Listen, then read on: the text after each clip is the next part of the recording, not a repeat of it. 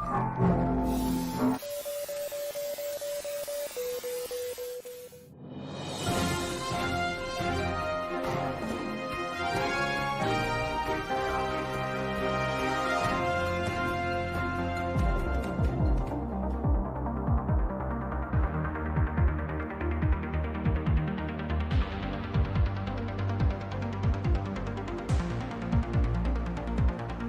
when nothing truly mattered and we hadn't had a clue, we fell in to play the game. Nothing would ever be the same. There were times when there was laughter, there were times when there was joy, but they took it all away for the pleasure in our pain.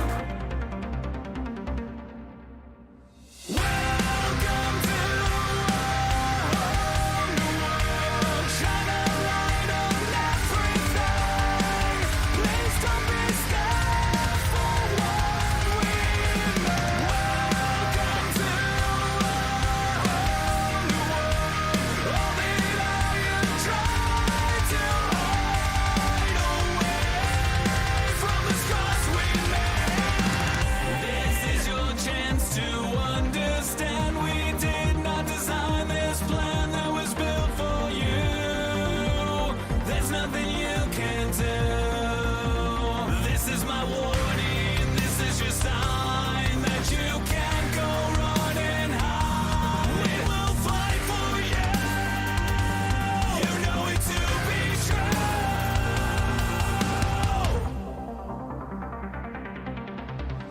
Welcome to a whole new world. Shine a light on everything.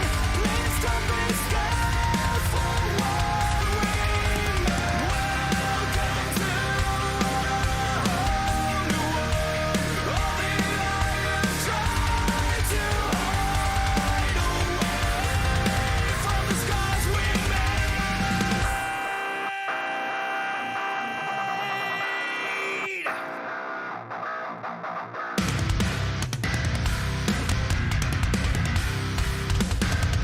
From the scars we made.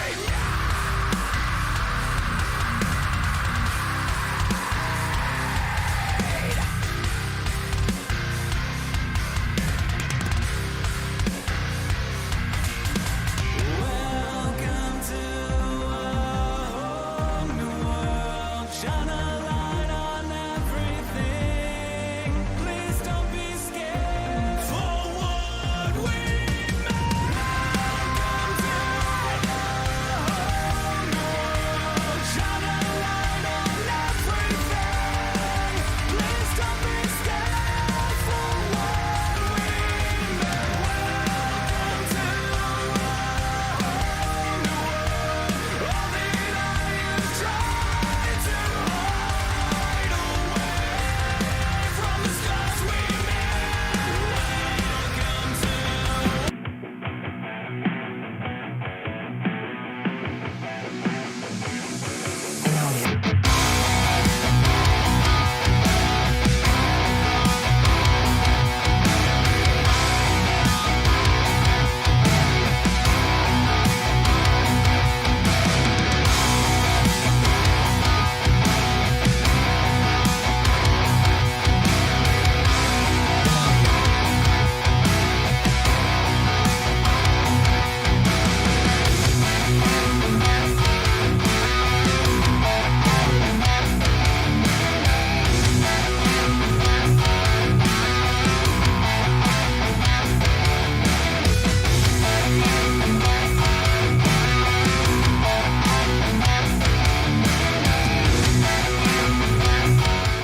And welcome everyone to Nerd TV for a Bristol Under the Lights Sunday night race here from the Global Racing League Truck Series. Simulated Bristol Motor Speedway is on the iRacing service here tonight, just like it is every single Sunday night.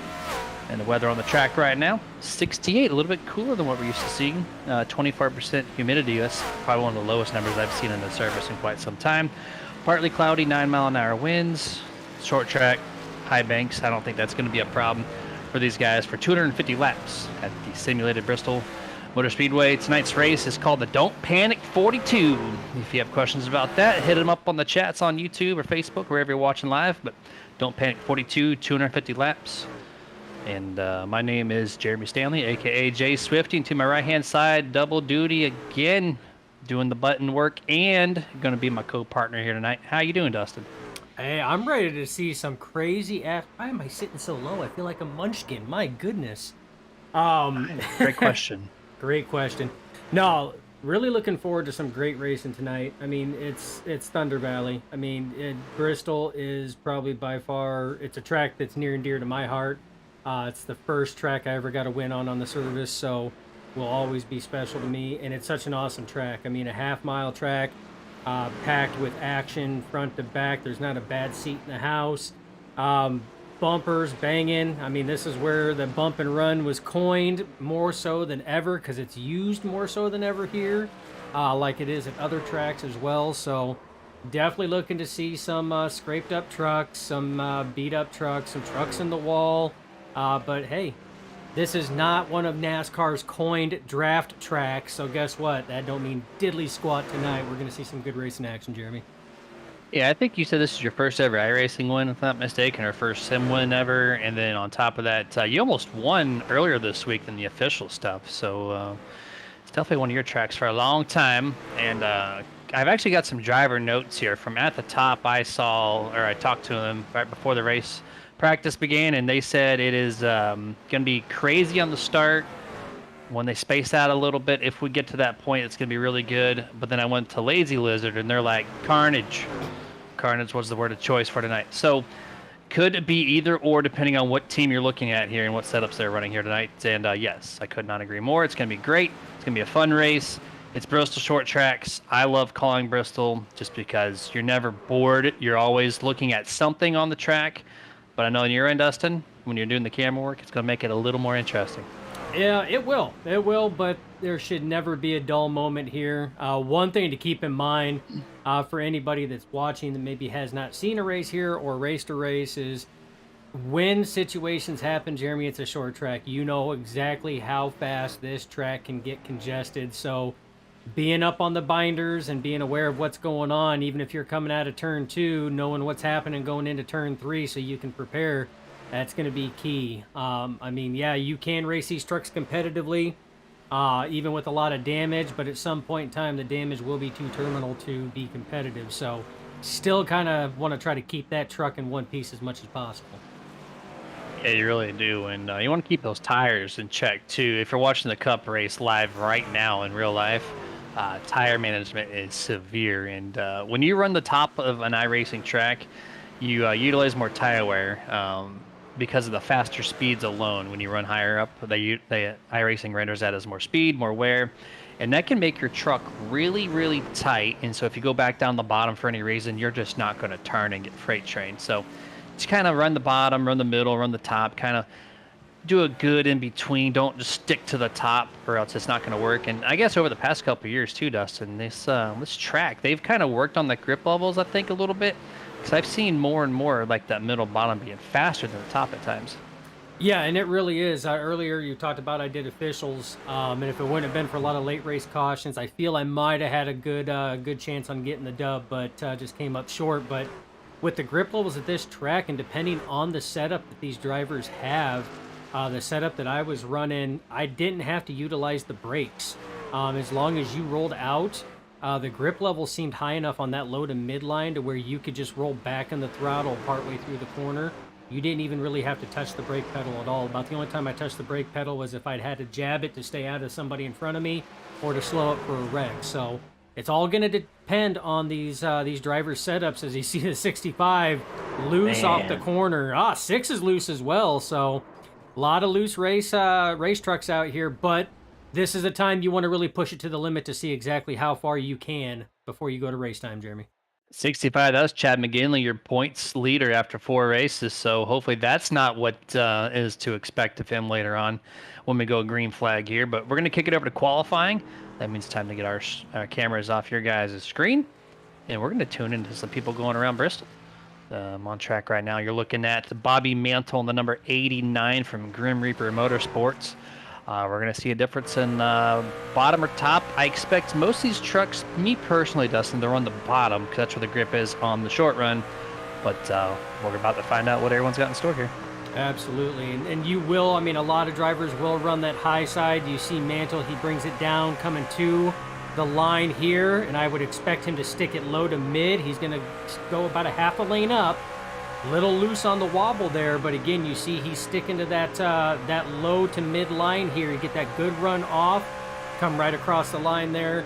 That's going to put him 14 at 14.1. He is top of the charts right now. I got to give a shout out, Jeremy. It's the first drivers I've seen with our roof cams that have actually put the Nerd TV logo right in sight for the roof cam. Not all camera packs have that roof cam, and I did not even point that out, but it is a little blurry out of focus there, but that's fine. That's kind of cool. I've not seen many people do that, so note taken. Appreciate you for doing that. But yeah, Hayes, truck number 13, 14.05 P1 Knight 79 jumps right to the top of the 2 of them in the 13s. 2. Yeah, and JJ McCoy as well, second place now. So a little bit shift down the top of the board there as more and more drivers start to complete their first and second laps here. Yeah, 2 drivers cracking into the 13-second bracket. Oh, man. Austin McGill, hard hit into the wall during his qualifying lap. That is not how you want to qualify at this track. Definitely going to have to reset, see if he has a lap that he can. But again, 2 drivers cracking the 13s right now. You have Hayes in the number 13, was very close at a 14.05. So, Jeremy, these are some blistering times around this track. These guys are cooking right now.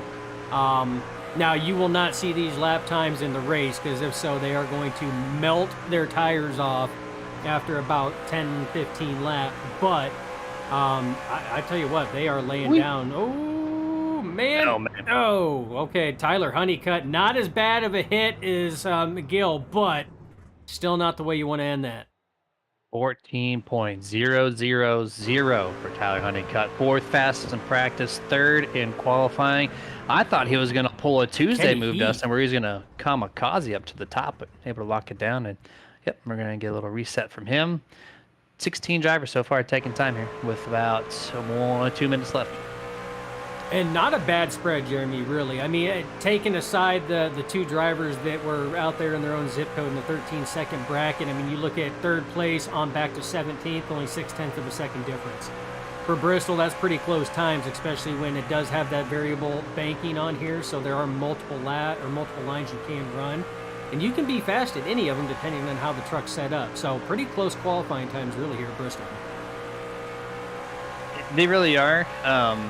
This track, more so than I would say almost any other one on the service, track position is going to be so needed, right? And so you're going to put these trucks on the edge to get the fastest time possible, more so I think than any other track, just to get up there, right? So if you're starting in 15th, 16th, that's a lot of tire wear you're going to have to endure trying to get back up into 10th or 5th place if that's where your truck belongs.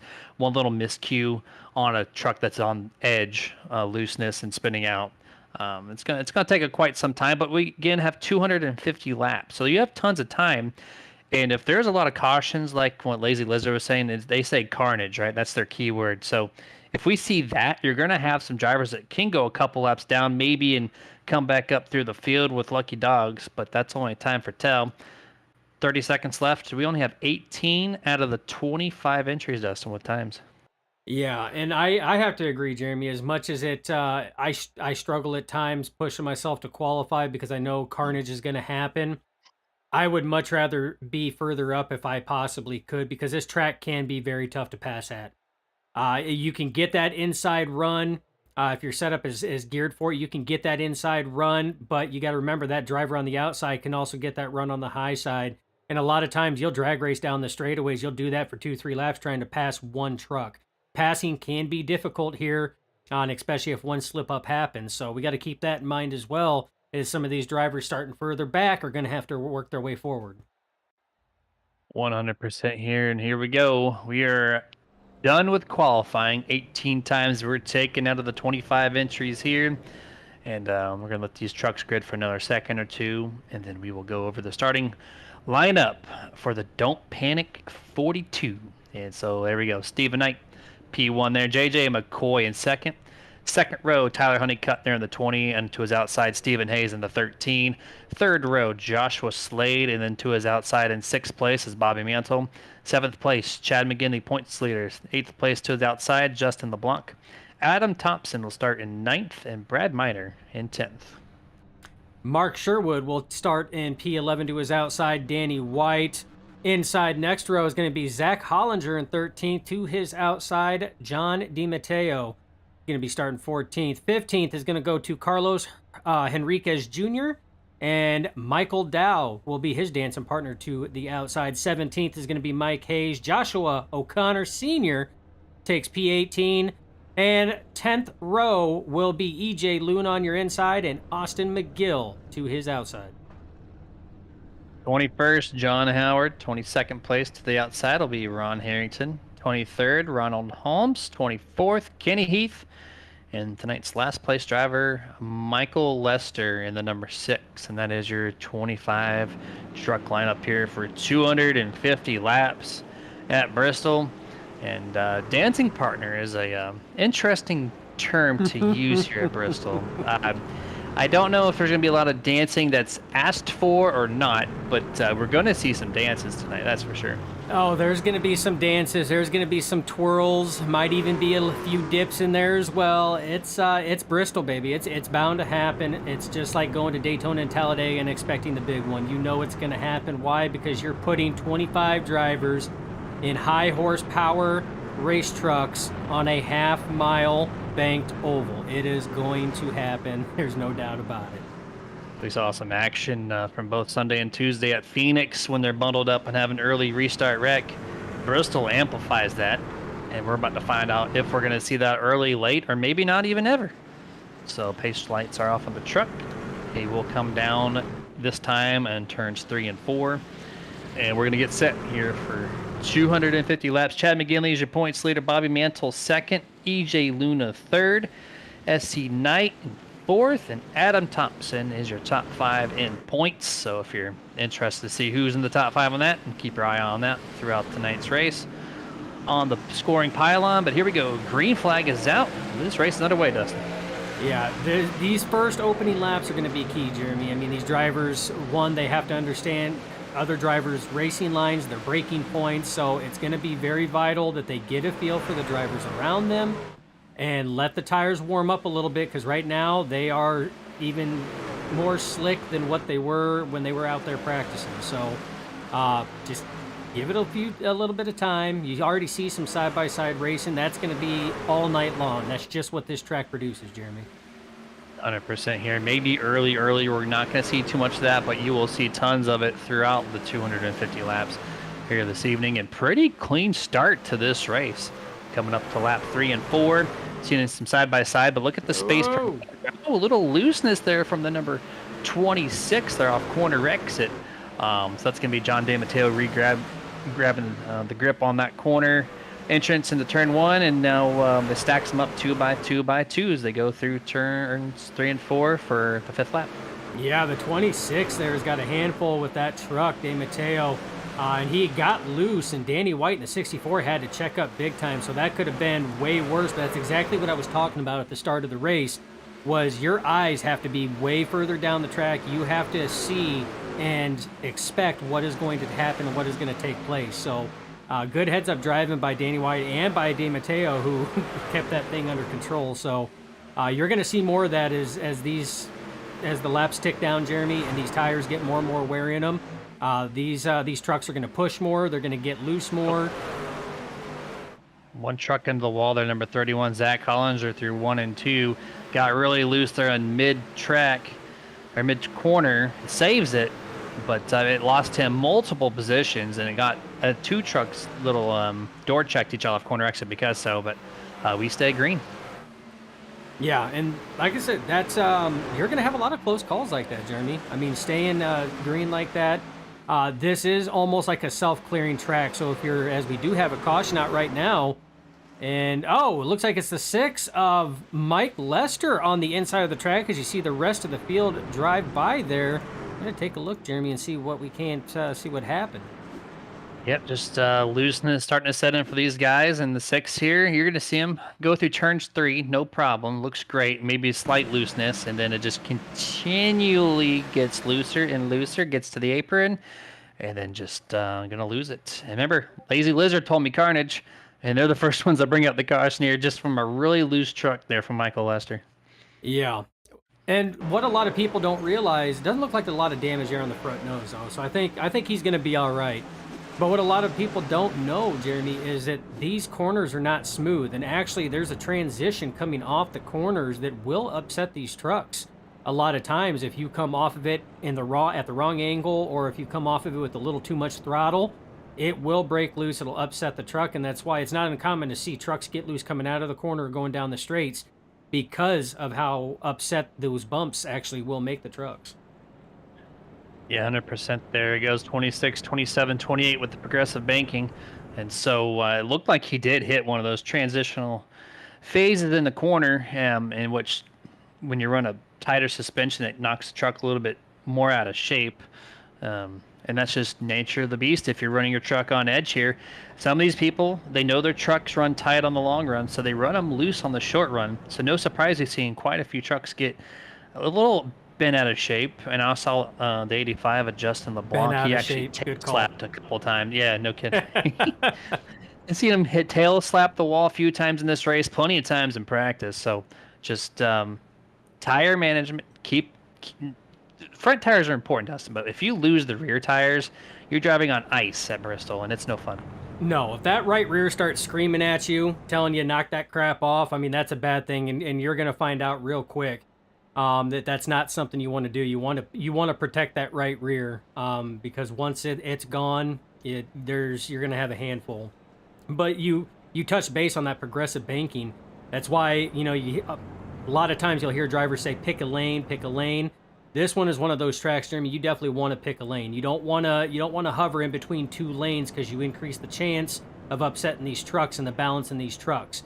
So if you have a lane, you usually stick to that lane, and it lowers your chance of this truck getting loose like that and having the inevitable outcome that Michael Lester had. Yeah, and you can actually utilize the progressive banking to your advantage as well. If your truck is not doing good after running there for a while, you can research, right? Then you can go, okay, I'm gonna go up to the middle, add some banking, maybe it'll kick my truck a little loose. Or if you're tight, you could, vice versa, move up and down wherever your truck may be suited, along with some pit stops to adjust the setup. You kind of dial it in, but I've seen quite a mix-up in lanes. There's not real true one favorite lane here at Bristol, which is why we love to call these races. And then the pace truck lights are off, by the way, so we have a half a lap left before we're going to go back to green flag on lap 15. Yeah, and this is, I'm going to tell you right now, Jeremy, this is probably one of my favorite tracks to do the drone on because it's such a small track that, I mean, you catch so much on it. This is not a lot of tracks you can do that, but this is definitely one of them. Pace truck is off. The 22 of McCoy gets a big jump. Remember, McCoy's still looking for that win. His teammates have gotten him. He's helped push his teammates to wins over the last few weeks, and he's in the hunt right now, Jeremy, as he takes that early lead over Steve Knight in that 79. Yeah, he's talked to us about it, and he wants it, and right now that truck looks like it has the speed early on to make that happen, but we're going to see what this long run, if we can get a long run in, that'll really tell us the story of who's going to finish where. See a nice little move to the inside from the 13 of Stephen Hayes underneath the 12 of Joshua Slade. Almost gets the spot there. Going to remain a little checked up there on the bottom from the number 79. I tell you what, Tyler Honeycutt is coming. He sat here and passed Steve Knight on the outside, made it look easy, and trust me, that is not an easy thing to happen as we have another caution.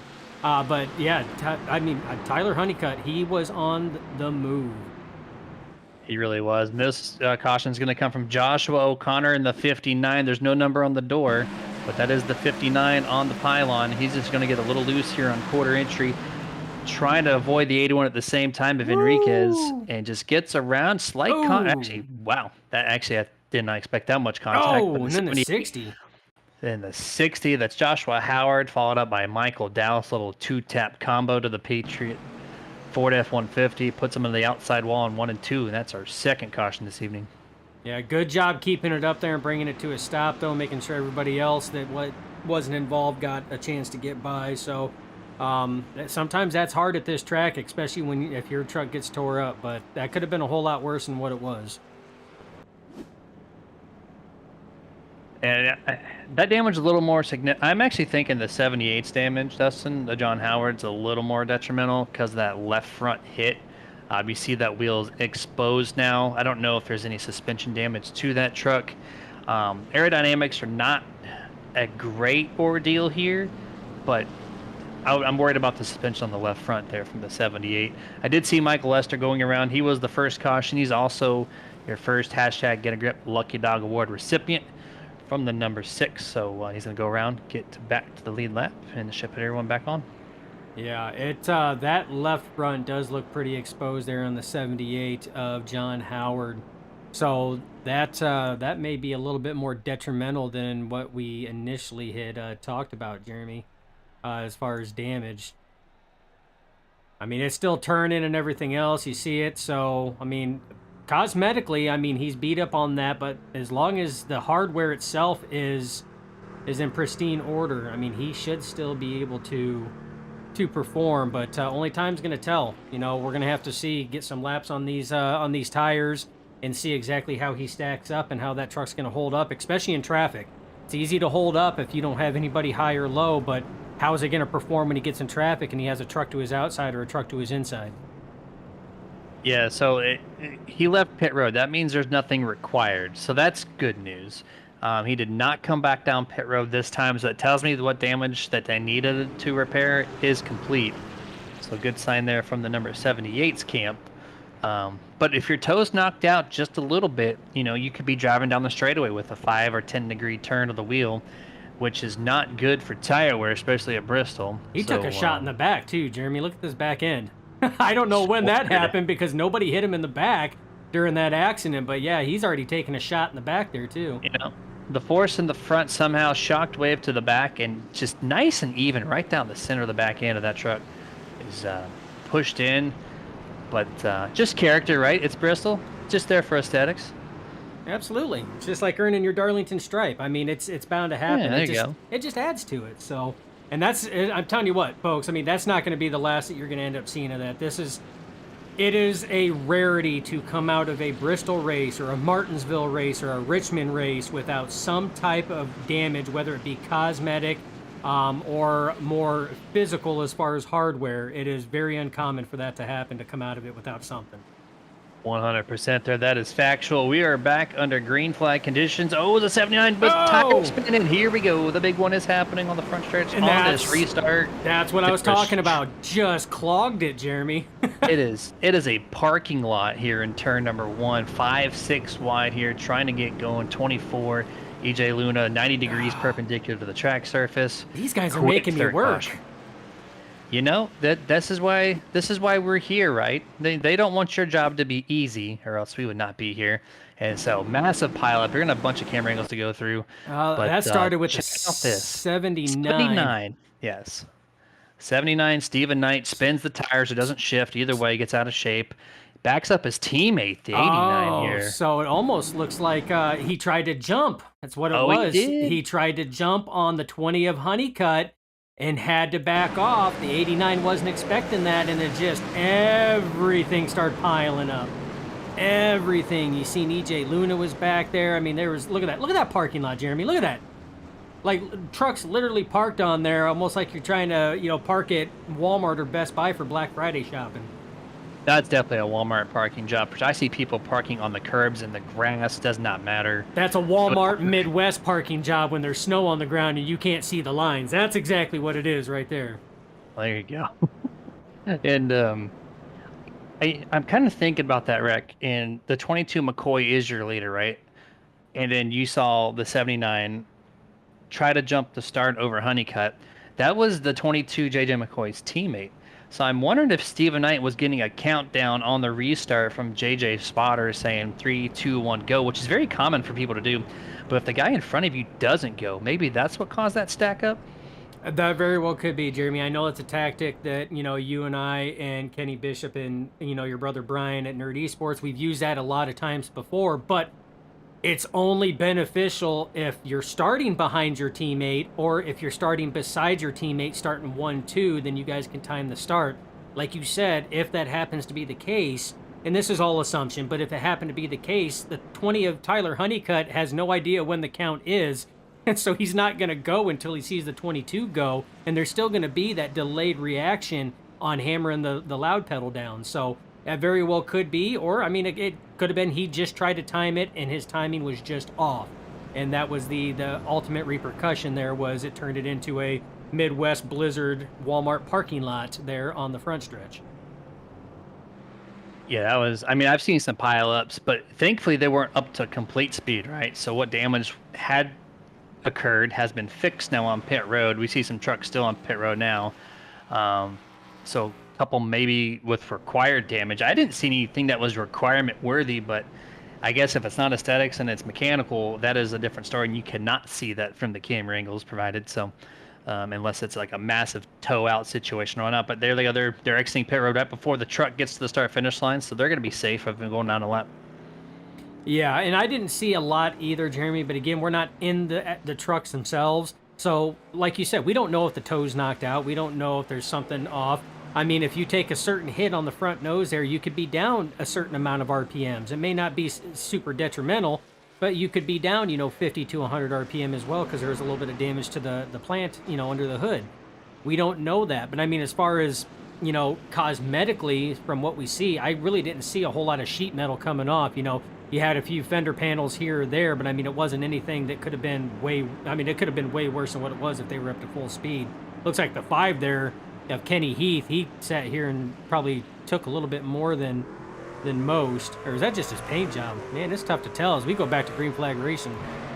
JJ with a great start. Oh, Joshua Slade drives it in so deep in turn 1, though. Almost made contact with left rear JJ McCoy. Ooh. He's going to hold that bottom here. Got a great corner in 3 and 4. Oh, someone truck the 64. Turn around to the back. Danny White gets spun out on the front straightaway. And EJ Luna's in it once more. The 33 of Ronald Holmes. The 44, it looks like a Mark Sherwood goes around. And this all started with the 31 of Zach Hollinger tagging the left rear of the 64 Danny White. Yeah, unfortunate set of events that we have going on here. And Jeremy, this is exactly what we were talking about. We were talking about restarts were so hard. It seemed like it just kept causing more and more problems as it goes in. As you see the 64 holding his line, 31 comes in, has a run, doesn't check up enough, sees the 81 below. Slight contact there, but just enough, especially under the loads that these trucks are going under. And right off the wall, that was heavy rear end contact for the 64 Danny White. 78 of John Howard in it again. That poor truck has seen the top, the bottom, the left, the right. And Ron Holmes nowhere to go after that bounce off the wall. He gets collected. EJ Luna gets collected as well, but I think that was more of a checkup, Jeremy. I think they were just trying to check up and a little bit of contact from the 44.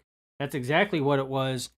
They were coming off the corner. 44 was going to check up. All of a sudden seen what was going on, got on the binders, and that's what kicked that thing loose. Right, and EJ Luna's blind spot, too, so he had no idea that the 44 was going to make contact with him. He's going to right on board EJ Luna's rear roof camera, and whoop, there he goes, right around. A little bump to Ronald Holmes, and that's it. So I think he's going to be okay. Left rear, a little aesthetically damaged. And I was actually looking at that wreck, too, Dustin. The 64, when he spun out, that hit that he took to the outside wall was light. But there's a little section of the wall where iRacing divides those two walls, and that rear of the truck hit that spot perfectly, and that's what launched that truck, at least the rear end tailgate portion, to go zooming across the track. Was a light hit, but that little code section in the wall there really put some damage to the rear end of the 64. Oh, it made it look so vicious too. And that's just the name of the game. That's we have little nuances like that from time to time that jump up and bite you. I mean, I can't tell you how many times I've been wall glued and just completely stuck. So you sit here and hit the wall at Daytona or Talladega on that one specific spot right there in the tri-oval. and it'll just grip you and then rubber bands you right back and you're stuck in the wall. So that thing was brutal for quite a while. Yes, we're still under caution. We got a lap and a half left before we go back to green flag. Fourth caution here. Going to resume this race on lap 36. So the average here is just under 10 laps between each caution break that we've had so far. And we got 250 laps, so we still got a long ways away. And this teams, at least the team leaders, team owners, they all got to be talking to each other, going, "Hey, you know what? Let's just calm it down a little bit. I know we're running a little loose. Let's just not give it so much throttle on exit, or, try to slow it down a little bit on entry. Let's just try to get some laps logged, or else, we're gonna have a lot of trucks, more than usual, wrecked before this thing's over with."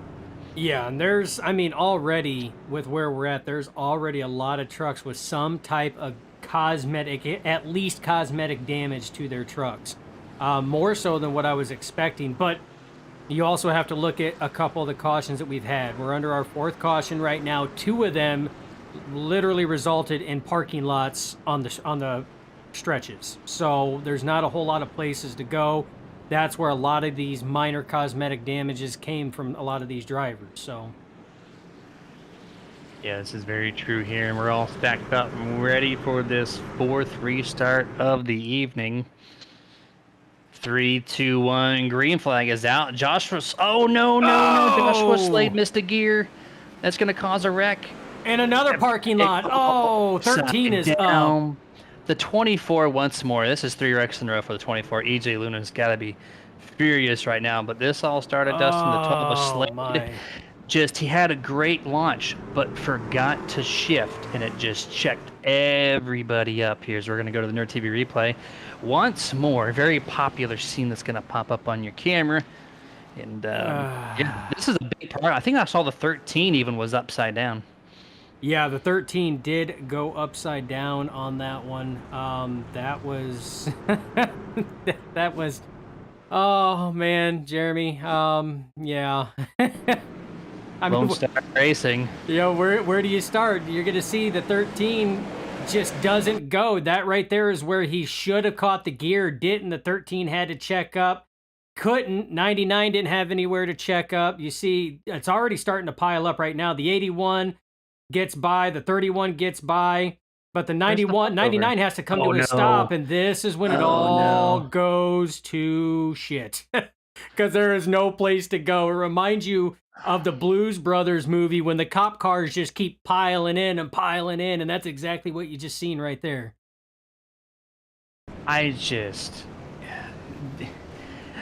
If I were the 5 or the 70, like, I see this pile up, and I don't know why the speed was so strong heading into the pile, and it's like, trying to get the running back that 1 extra yard, trying to just go, and we're going to ride on board with one of the trucks here. Don't see the number at the moment. But this is the 99 right here. The 99, boom. And bam! Bam!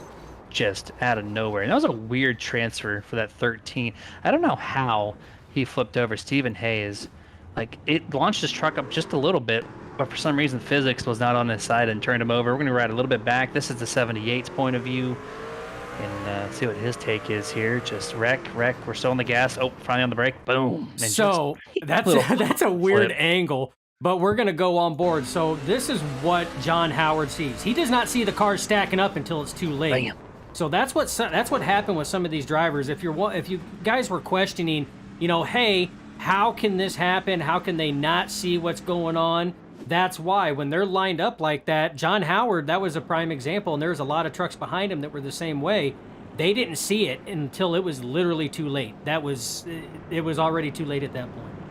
I love that you showed that angle from the helmet camera, because from us up here in the tower, like, obviously there's a wreck, but then you go to John Howard's camera and you're like, oh, I guess he couldn't see anything. So people run different field of views, they run different seat heights, but either way, when you're that tucked away, you can't see anything past the truck in front of you on these restarts. So good camera work to showcase what the drivers are going through here. And I got It's Not Lame on the chats here on the YouTube side saying, come on guys, can we get a lap in? And yeah, that's 2 restart errors that's caused big pileups, and the other 2 were single truck spins. So it's a little mixture of everything. We just need a long green flag run to complete the cycle, and we've seen a lot of trucks do a wave around here, and we're gonna go green flag next lap. Yeah, and like you said, I mean, a lot of it has been those restarts, Jeremy. I mean, if we can just get through the restarts, drivers have a little bit more give and take than what they've been doing, I think we'll be all right. As far as the stack ups and the, the parking lot, so to speak, that we've seen, I mean, you've seen the camera angle that I brought you. That's why they've happened. It's just field of view is blocked. His pace truck is off. JJ McCoy out to a big lead on that restart. You see Joshua Slade on the high side, Tyler Honeycutt on the inside. Those two are going to duke it out. Remember, Tyler was coming on strong, and he's looking to pick up right where he left off as he now passes Slade, now on the inside of McCoy. Joshua Slade not as aggressive there on that start, and now Honeycutt is out the charge. Can we get our first lead change this evening? And Tyler just driving it deep into the corner, turn 3, right in front of Joshua on corner exit. They go single file momentarily. They go to the upper half of turns 1 and 2, and now the 22's got a little separation on Tyler. Yeah, now this is the 20 of Honeycutt has been fast on that high side as well. I mean, he made a couple passes on that high side to get to this point. So it looks like he's doing exactly what you had talked about before, Jeremy. Feeling it out. As you see, the 22 of McCoy got a little loose. 20 of Honeycutt is going to try to pounce and capitalize on that, but had to throttle out of it. That's going to put him side by side with Slade. As he's just trying what he can here. Looks like Tyler might be running a little tight and just cannot get the drive off corner exit to return to cycle through this field a little bit. A little racy here. 89 Bobby Mantle getting passed quickly by the number 1 of Michael Hayes as that pass is completed into turn number 1. But there is 7 trucks right now that are lapped down or more, and a lot of others have damage, which have kind of now spaced out this field. Look at this 13 car. Look at Stephen Hayes running top 15. Jeremy, we just seen this truck on its lid during the last caution, and he's still out there running, still running in the top 15, in the 15th place. What a hell of a run right there. I mean, I haven't seen that since the day that Dale Earnhardt Sr. sat here and completely wiped out his car. He sat here and asked, he goes, hey, does it still fire up? And it fired up. He says, get the hell out of my way. I got some racing to do. One of my very few history notes that I had, and you took it from me. I was going to ask you, what is his name, Dale Earnhardt? And he's making passes too. Look at him on the outside of the 80 or inside, passing Michael Hayes for position, puts him up to 14th with a truck that's been rolled over. That is amazing. But I mean, it goes to show that the race is not over until the race is over. And these drivers, they're not only racing for a win, but there's also a points championship involved too. And a lot of folks out there watching, they have a hard time remembering that there is a season points championship. So every point counts. Every position passed is a point gain. Every lap led is a point gain. So now they're going to go out there and give it everything they got, Jeremy. Come hell or high water, or as somebody once said, I'm either going to see God or checkers, one of the two. I forget the ARCA driver's name, but man, that is the quote of probably the decade, really. It really is. Like, that one's going to be referenced for a long time, I believe. So, you talked about points, and I can't think but go back to the 24 EJ Luna, who's running 11th right now. He is 3rd in points, 40 outside of Chad McGinley, 1 point out of Bobby Mantle, which is 2nd in points.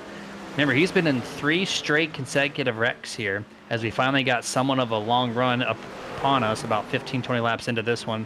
And 3 straight wrecks, a little beat up. He's running just outside the top 10, but he is a top 5 truck. But this Lone Star Racing truck has some work to do to get back to that top 5. Yeah, and Jeremy, he just got passed by his Lone Star teammate, Stephen Hayes, who was on his lid. Stephen Hayes is chasing down Michael Dow right now to try to crack the top 10. So he is definitely probably the truck that's on the move most out of everybody so far here in the last 15 laps. 100% here, and it looks like we have our first retirement. Austin McGill is backed out of the session, so that's the 99. He's out. Kenny Heath in the 5. It looks like he's done, and John Howard in the 78. So 3 trucks out of this race. That puts 21 live on the circuit here. And I'm starting to see a lot of trucks from 10th on back, especially just having handling Whoa. issues. Oh, we got a good race right here at the 60 to 13. This 13 truck, man, Stephen Hayes. We don't have a award given out for comeback, whatever the case is. To flip your truck over and to pass someone, he's almost in the top 10 once he gets around Michael Dow here. Oh yeah, he's cruising. They got held up a little bit from the 6 of Lester there. Look at that run off the corner he's getting. Little bit of a bump tag, letting Dow know, hey, I'm here, I'm faster, I'm coming through. You can either move or I'll move you, one of the two. I was going to quote that rear bumper there. Are you in the hunt? Absolutely. Whataburger passing Hunt's Pizza here for 10th place. And now he's got a little bit of a gap before he can get to that 79 Stephen Knight. And look at the spacing here between 10th and even 8th and 7th. It's just a second here, a second there, a lot of spacing. This top 5 has really just put a performance on compared to everybody else in the field. Yeah, and right now we're riding on board the decklet of Carlos Henriquez Jr. And that right there, the car's coming out of the corner back there, that was the 13 of Stephen Hayes that we were just on board with. So they got a straightaway lead right now from 8th, 9th, and 10th all the way up to Henriquez right here, who is currently residing in the 7th place. And then you take a look off his roof and you see 6th, 5th, and 4th there, and then you see the remainder are about a half a straightaway ahead as well. So now you're starting to see that gappage, Jeremy. This is a heavy rhythm track. You and I had a discussion about this a couple days ago. It's a heavy rhythm track. And once these drivers get in a rhythm, that's what it is. It's just lap after lap, getting in that rhythm, hitting your marks, and now you're starting to see that gap. You're starting to see that spacing going on. And then this is going to lead up to green flag pit stops as long as they maintain their rhythm. 100%. And you know what kind of beverage puts you in a rhythm? Victory Fuel, flavored electrolyte water, the official hydration partner for the Nerditudes. Victory Fuel has a full load of electrolytes, absence of caffeine, and low sugar content, which makes the perfect drink to keep you hydrated and energized. It contains no artificial colors and packed of daily vitamins to support overall health. And it's kid-friendly because there's no caffeine. So the entire family can enjoy Victory Fuel. And head yourself over to drinkvictory.com and use that promo code Super Nerd for 10% off. Yeah, absolutely. Some great stuff right now. And some other great stuff that we're seeing is this battle for the lead, Jeremy. These two, being the 22 of McCoy and the 20 of Tyler Honeycutt, have been nose to tail duking it out. One goes to one lane, the other one changes lanes, then they go in the next corner and they flip-flop it. Then you'll see one go high, one go low. They both elect to go high this time. These two have been at it, and they're starting to put a little bit of distance in between themselves and the 12 of Joshua Slade right now. So we could see, if it keeps going like this, Jeremy, we could see the first on-track green flag lead change in quite a number of laps here since the drop of the green flag. There's not enough air to pack on these trucks to make the front truck aero lose. But there is enough air on the nose of the truck for Tyler Honeycutt to not run directly behind JJ McCoy, put a little extra downforce on that number 20 Toyota Tundra, and maybe to make that pass. But right now he is running the same exact line as McCoy for the most part here, just staggering a little bit lower that corner in 1 and 2. That's going to run a little bit higher up in 3 and 4. And if you want to make the pass, you're either going to pressure the guy, what you're doing right now, putting the bumper to his rear end here. You can do the pressure tactic, or you can get the clean air and try to make it happen this way. But now we got lap traffic if you rotate the camera forward. We are passing trucks through a 3 wide, 31 in the wall, trying to let these guys go. The 60 checks up, and now here's Joshua Slade for a 3-truck battle all of a sudden. Yeah, Joshua Slade closed that gap up, but you're exactly right, Jeremy. You're trying that intimidation tactic right now. I mean, very similar to what we've seen Stephen Hayes do to Dow. Is 22 and McCoy a little loose off the corner? You know, give them a little bit of bumper. Let them know, hey, I'm here. I'm faster. I'm trying to get around you. And that little slip up by the 22 and McCoy now puts him and Tyler Honeycutt side by side. But Jeremy, they got a track full of lap traffic ahead of them. And Honeycutt is going to use a 64 of Dana White as a pick to take that lead as he runs on the high side and has a clear path. Man, it's self-inflicted wound by JJ McCoy to get slightly loose, give up the top lane to Honeycutt, and then immediately find the traffic and get picked on there. It's going to allow Slade to make a good move to the outside as well, open the door for him. And now they're just super congested here. Nowhere to go for these guys for the next few laps. Waiting to see if they can go single file, which looks like momentarily they do. Moment of gap. The 20 should be good to go from this point forward. But this is gonna make or break someone's race going through all these lap trucks. Yeah, and if you look at the iRacing iFlag track map right now, we have trucks all over the place. You see Joshua Slade trying to get around, had a little trouble trying to get around the number 1 of Mike Hayes there, but eventually does. And now the 22 of McCoy trying to go around. So these two duking it out for P2. But Jeremy, there are trucks all over this track right now. There is not really a clean area whatsoever. So this is something that these drivers are going to be dealing with from this point forward until there's a caution and it closes everything back up again. This is Bristol, baby. Oh, no. My God, how is there not a caution? Justin LeBlanc in the 85 almost got cleaned by, there's the caution. There it is. I don't know if that didn't bring out the caution. What actually did bring out the caution? I'm kind of curious now. But I think it was Zach Hollinger. LeBlanc was slow. He got back up to speed. You said Hollinger in the 31. We're going to look at his camera. And yeah, you're right.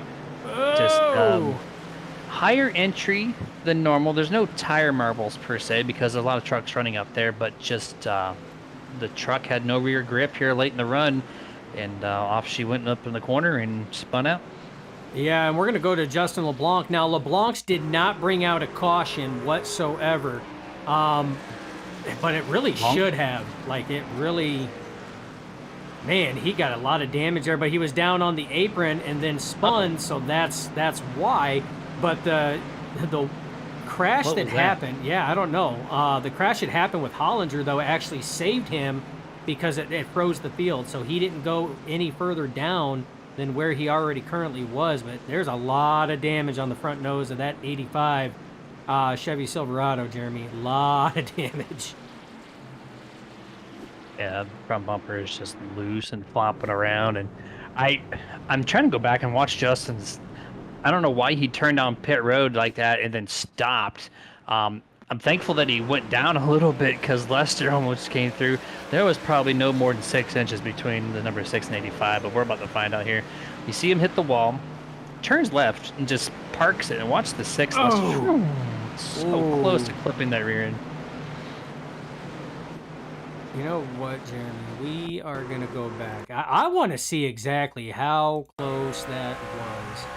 We're on board right now. So we're on board with Michael Lester. Has no idea what's going on. Doesn't know that LeBlanc is down low. Gets into the wall. That's what put him down low. And LeBlanc just parks it there.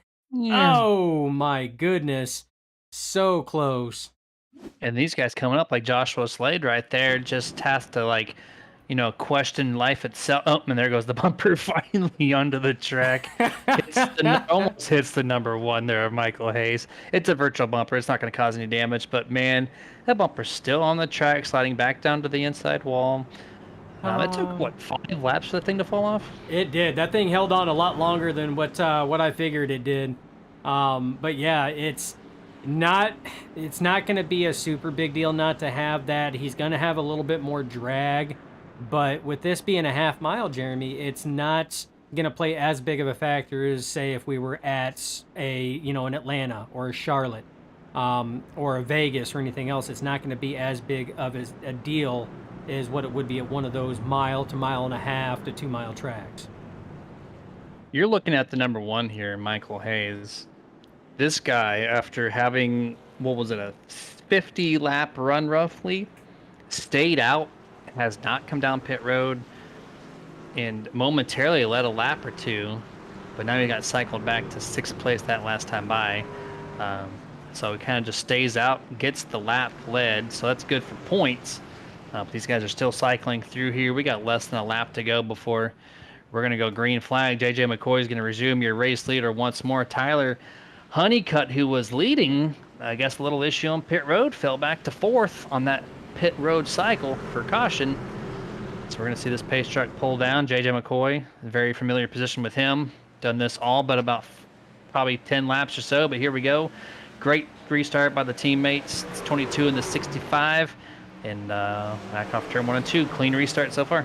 Yeah, clean restart. You got the 46 of Brad Miners in there in third, so it's the highest we've seen him up to, but he's under fire right now from the 79 No. of Knight, and we have another caution flag presented by Boomer Buttonbox. The seventh caution is going to come out by at least the 26 of John De Mateo in turn 3 and 4.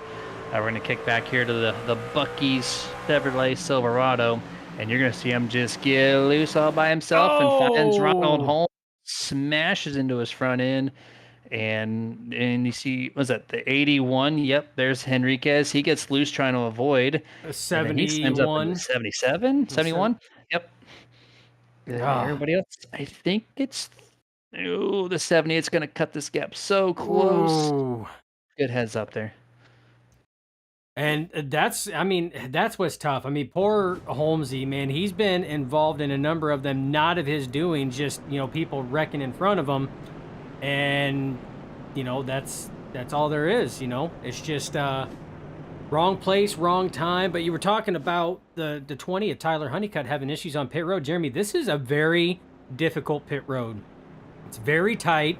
One, it's very long. You enter it into, on the opposite stretch from where you pit. You have to drive literally all the way around the track. So you're entering this thing, going into turn 4, have to cycle all the way back around. It's long, it's grueling, and it's very tight. The pit road speed is super slow. And if you're coming in with the pack, Jeremy, it's a mess coming in with the pack. All the way through. And I said I'd turn 4, you enter it in turn 2. My bad. See, I self-corrected myself. Ha! I was going to say, which you're kind of validating my point already, is when you load up into the session, you have two configurations. You have full route pit stops, which you enter in turn 2 and you exit off of turn 1, or you can split pit road in half and come in either in turn 4 or in turn 2. That's up to the admin to decide on that notion. And if you don't know that information, you're just going to jump into the session and go, you know what, I'm going to figure it out myself. You can very easily catch yourself going around an entire section of pit road without having to do that and cost yourself a bunch of time. So a little bit of a mental game to make sure you know when to enter pit road for green flag or caution. Caution typically full circuit around pit road, but green flag gets up to the driver or when their pit stall is from qualifying. Yeah, it can get very confusing. It really can. So no surprise that some drivers losing some positions on pit road, like the 20 of Tyler Honeycutt, who is now finding himself back in being scored back in 7th. Looks like came back down again. Right behind Jeremy, look who is trying to crack the top 5. Mr. On My Lid and still giving her hell. Number 13 of Stephen Hayes is currently slotted in the 6th position. And look at who's in the top 5, Jeremy. The 24 of EJ Luna, driver who's been in a number of the incidents, not of his own doing, wrong place, wrong time, just like Ron Holmes, but has found himself up into the top 5. So, Jeremy, this is, I tell you what, perseverance is the key word tonight. Perseverance. What a burger had, what a flip, and now what a drive to put himself back in 6th place here on this start. Man, you should write this stuff. Send it to Whataburger. That is brilliant. I can only do it on the fly. I can't do it on the books, but here we go. Well, that's right. Stephen Hayes can do it on his lid. Yes, he can. He showed it. We saw the truck come down there. And I'm curious to see if he can make the top 3. That truck is bad, fat. Oh, there we go. Right in front of him. Oh, right in front. We stay green. Nice. Oh, still green. Oh, no. Holmes again. No. 6, Michael Lester. Oh, we hit there. That's going to be our 8th caution presented by Boomer Buttonbox. Boomer Buttonbox is getting all the action tonight. So is iRacing iFlag. They really are. And I think Hayes had enough of the 46. After one corner, he's like, I know you're slow, but you're in my way, and just couldn't check up enough. And we're going to go slow motion here. We're going to see the 46. He just got loose. Yep. And so that's what started it. That's Bradley Minor. Comes into the 79 here. That's Steve Knight. Those two kind of do it. You see the 13 has to check way up. He is way up. The 46 of Minor tries to stay in it. Oh, you know what? Minor got loose, Dustin. He got initial tap, I think, from the 13 of Hayes, And then the 46 was just chasing the truck and it came back across the nose of Stephen Hayes there in the 13. That's what it looks like to me as well. I mean that was all a product of that initial looseness going down the straight here, that started everything. We're gonna go far chase on this. You see what's going on right now, close. Just cuts him off there. Yep, might have been just a little bit of air pocket there, a little bit of cone, and it just kind of turned him. But we're going to kind of see what happens here with the 46, because I think you might be right. He got a little bit of a tap there, not much, but as he's going through the corner, he's Jeremy, that No, might maybe he didn't get loose. I don't think he got loose. I think that was that mischievous little air pocket there. Because there's space there, and then whoop, off it goes. Looks like might have just packed a little bit of extra air underneath there, and that truck just did not like it. Nothing more frustrating than virtual air. Spinning you out there, cautioning you a rear bumper cover, and then Michael Lester out of nowhere with an RKO of himself to get loose off of 4, not part of that wreck, and to find the 46 Bradley Minor at the bottom. 8 cautions, 100 laps, so it's going to be a little bit higher on the average here. But we had one good long run. It really showed what these trucks can do 50 laps in. I know a full stint run can be over 100 laps here at Bristol, but 50 laps still a pretty decent amount. We saw the spacing in the field, so we know who's going to be a contender if it stays that way. But that number 13 find himself in 4th place after that little incident. He's almost into that top 3. Yeah, he's trying. And Jeremy, I got to think it too, after we've seen a couple of these cautions, we've seen some of these drivers that just look like they're getting loose out of nowhere, like Michael Lester in that last one. These are open setups, so they adjust everything. One of the things they do adjust is brake bias. So Jeremy, this is just me speculating and just kind of thinking outside the box. I almost feel that some of these drivers may have their brake bias dialed in a little too much to where when they're getting on those brakes, it is just front loading this truck and just whipping that rear end around like that when they're trying to slow down for some of these cautions and wrecks that are happening in front of them.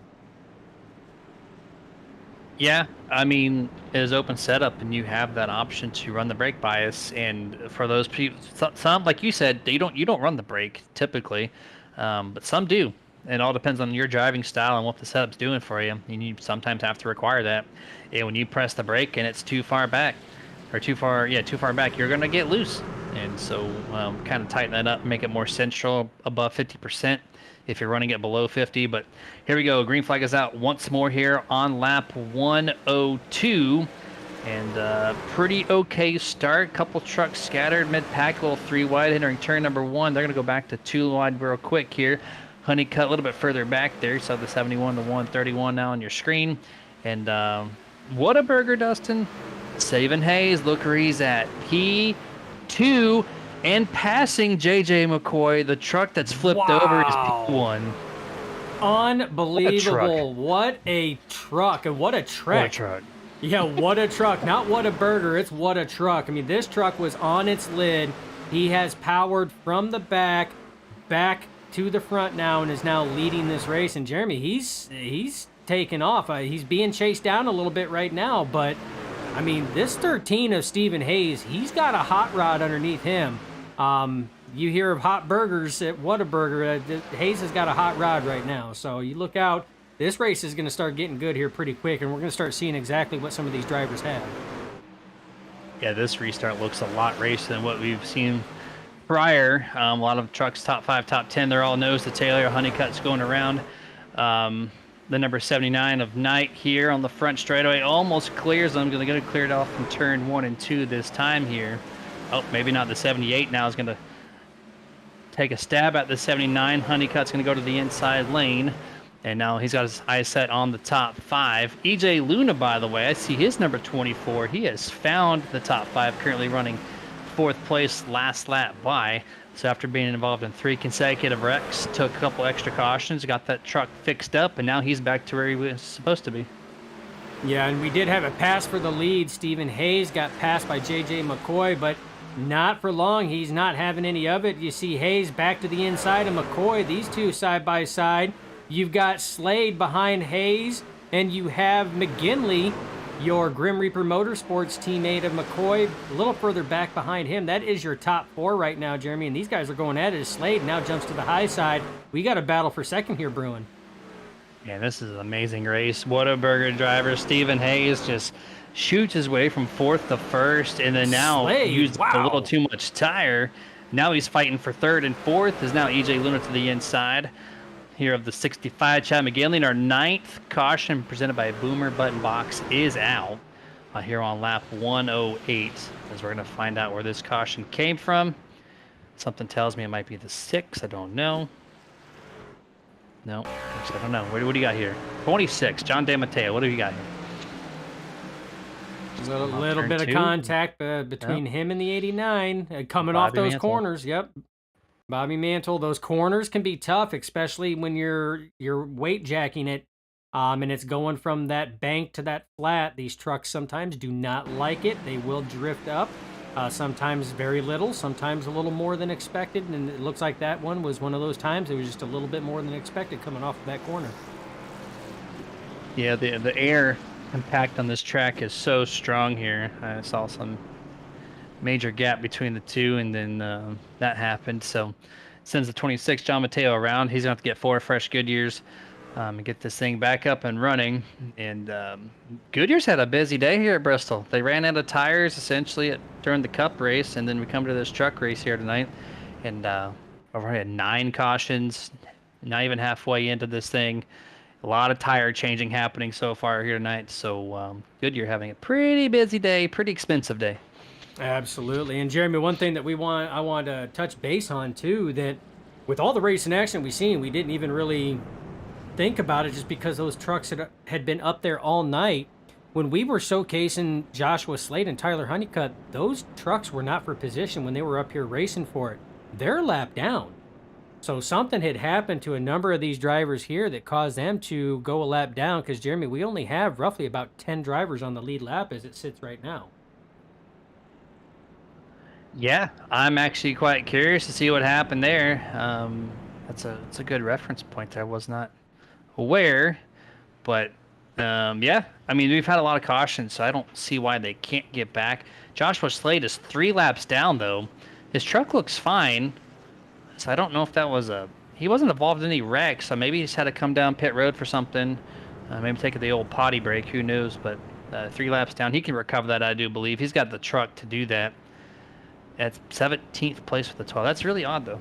Yeah, well, he just got one of them back because he had passed both Stephen Hayes and JJ McCoy while they were battling, so he got a lap back that way, the hard way, which you don't see very often, but he definitely got one back. But that's why you see drivers like Honeycutt was back there really fighting for a lot of positions as well, trying to get it, because right now he is 4th in line for trucks at least 1 lap down or more. He's got the 64 Danny White, the 85 of Justin LeBlanc, and the 89 of Bobby Mantle are all in front of him right now.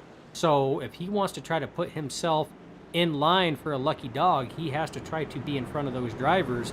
And you see the 64 of Mr. White, Danny White, is right now to his inside. So there's more than just the battle for the lead on the lead lap here going on. We also have the battle for lucky dog. Yeah, no kidding, right? 3 trucks, 1 lap down. That's Danny White, LeBlanc, and Mantle. Those guys are going to be duking it out. So that's a race all in itself. And whenever the caution comes out, I'm going to try my best to see who can take that one to put themselves on the lead lap. But here we go. Pace truck down. Green flag is out. Resuming this race on lap 117. So just about 8 laps from the halfway point here in the Don't Panic 42. What a name. Stephen Hayes. Yeah, what a name for the burger here, trying to do his early run, zooming by JJ McCoy. That thing's got a qualifying set underneath him, Dustin. Yeah, he is. I mean, on these restarts, he is on it. We haven't really had a long run to see where his truck sits on those long runs, but off of what we've seen, Jeremy, those restarts, nobody's really been able to match him or JJ McCoy. They've both been rockets out of the gate at the drop of the green flag. So We just need to see where some of these trucks are going to be. We got to get a long run under there. You know, if we can get a long run, we'll see where some of these trucks sit. And you might see some of these other drivers that may not be fast on the restarts. You may see their trucks start to creep up and start challenging because their trucks are maybe geared for those longer runs. And look at this gappage. Last time the restart happened, we had the top 10 basically nose to tail. The top 2 now have spaced themselves out about 10 truck lengths from third place Tyler Honeycutt there in the 20, who's finally made himself back to the top 3. He's actually closing this gap in a hurry. He cut he's that still gap lapped in down. half. Oh, he does one lap down. You're right. So I don't know what happened to the 20. I'm just so confused at how many drivers that got cycled back for I don't know what reason, but that truck's clearly faster. Oh, 26 Mateo, what are you doing? No, he's gonna ruin JJ McCoy. He got put into the wall, and I don't blame JJ for that one to send him because you should not be in the racing service like that, being that slow. But that's gonna put Stephen Hayes temporarily at 10th. Caution out, Dustin. Gotta see where this one happened here, just at the halfway mark in this race. And what has your cameraman got in store for us? Yeah, it looks like one? it's going to be Joshua O'Connor Sr. He not having the day he wanted in that Patriot. Just got loose on those that transition coming off the corner, Jeremy. Nosed it into the wall. Doesn't look too terrible, but did keep it down to stay out of the racing groove for people to go by. So good call on his part. And it looks like he elected to take the toe back. So not a good way. Tyler Honeycutt was making a hell of a run there, Jeremy. He was trying to earn that lap back the hard way on the track. So he was trying to get by the 22 in McCoy, who now resides in second place, and then the 13 of Stephen Hayes. Because right there's your lucky dog, the 64 of Danny White gets your lucky dog award. That puts him back on the lead lap. That now puts Bobby Mantle and Justin LeBlanc racing for the lucky dog. And Tyler Honeycutt would love to get one of his laps back to put him up there racing with Justin LeBlanc and Bobby Mantle for that next lucky dog. And that's exactly what he's going to try to do if we can get enough green flag laps going. And this puts 11 trucks back on the lead lap here for this next restart. Joshua O'Connor, that second self-spin that caused this caution for the 10th time, he has parked it, backed out, and hung up the wheel. The night is over for that number 59 truck. And yeah, it's going to put trucks on the one lap down category. That's Justin LeBlanc and Bobby Mantle, which we're going to see who can get that one. And then Tyler Honeycutt, yeah, he was so close to going the manual way, putting himself back to only one lap down, but he still resides currently 2. He's still got the faster truck, it looked like, fresher tires, so we might see him try to make that happen on this next restart. Yeah, now best case scenario is if Tyler Honeycutt can get past the leaders right now. That means he gets his truck physically in front of Stephen Hayes, who currently resides as your leader, and the caution comes out. That puts him only one lap down at that point in time because he'll get the wave around to go by. That means he doesn't have to wait for either Justin LeBlanc or Bobby Mantle to get a lucky dog, and then the other one to get the lucky dog, and then finally it goes to the drivers 2 laps down. If he can get by the leaders, that'll put him a lap down. That means not the next time, but the time after that, he can actually be up for the lucky dog. So that's why he's trying to drive as hard as what he can to get up there to get that lap back the hard way. Do all you can there. Eventually, with these caution counts, he's going to be up there regardless, but if you can get there a little bit sooner, get yourself prepared a little bit better, go for it, man. Why not? He's got quite a few trucks to pass this time to make it happen, but don't not expect that 20 to not shoot through this field and try to make it happen once more. Pace lights are off on the truck for the 11th time. We're going to resume this race on lap 129. Stephen Hayes, the guy who's been flipped over, he's currently leading like this a burger? race. Yeah, exactly, right? So we're going to make these puns and jokes all race long. I don't care where he finishes. We're still going to be making these puns and jokes. Dale Sr. has nothing on this guy because he did not lead that race after being flipped over. So Stephen Hayes has got something on him. Green flag is out. Great restart there from the 13. Clearly goes to the top real quick to secure the line that he prefers early on in this race. A lot of other people like to take the high side in 1 and 2. And much cleaner start here looks like through the entire field. But we're all nose to tail for the top 10. Yeah, nose to tail right now, spaced out for first and second. The battle right now looks like it's for that third position, currently held by EJ Luna, but under fire from the 65 of Chad McGinley. So he is really trying. We do have Kiko's Films in the YouTube chat. That's the 81 of Henriquez, said that he Kyle Larson the barrels and ended his race with a salute. So going out with a splash of water, my man. Unfortunate, sorry to hear that, but Bristol's tough. Man, that is my driver, and I was at Homestead, and I remember that. That was so sad to see that the guy with probably the most talent, minus maybe Kyle Busch out there, and just makes a big mistake like that. So, I mean, it does make you go out in a bang, put a show on for the fans, but man, that's tough to hear. Yeah, that is very tough. Is racing's still going pretty good. JJ McCoy taking a pass on the high side, the 26 up there. Whoa. You have to think McCoy was a little skittish about coming around the 26, but look who's coming back up. Tyler Honeycutt trying to move. He's back in that third position there, and he's got Slade behind him. Slade is also multiple laps down, so Slade's trying to get by as well to get those laps back. You see the 20 Honeycutt on the high side. Outside of your second place driver right now, Stephen Hayes. Looks like he's going to clear Stephen Hayes, set his sights for the 22 of McCoy. Honeycutt has the best chance. He cuts to the inside. McCoy not going to challenge. No one is not for position here, but he doesn't want to give too much up to the 13 of Stephen Hayes. Get all you can, man. He's got the faster truck, clearly. Makes the pass happen, move him one lap down. Now, you get that caution, get those set of tires on that truck, and you will be rocking and rolling here to get yourself back on the lead lap sooner than later. Slade just did the same thing.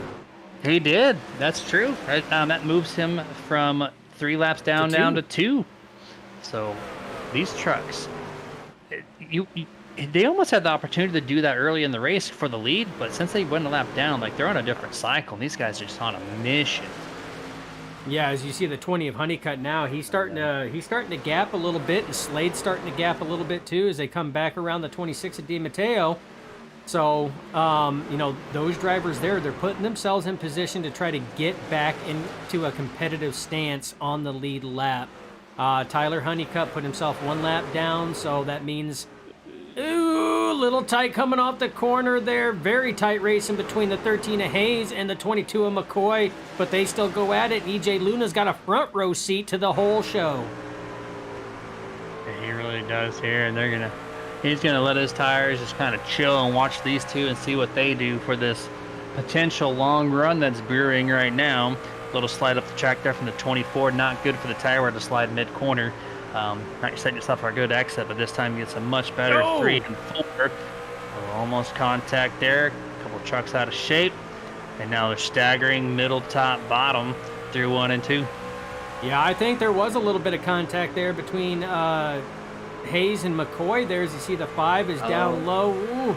But I tell you what, this racing here is hard and heavy, and just that onboard shot from the roof cam of EJ Luna looking forward to Hayes. That truck looks like a crumpled up Whataburger wrapper right now, but it is still trucking, and him and JJ McCoy and EJ Luna are putting on a hell of a show right now up here at the front.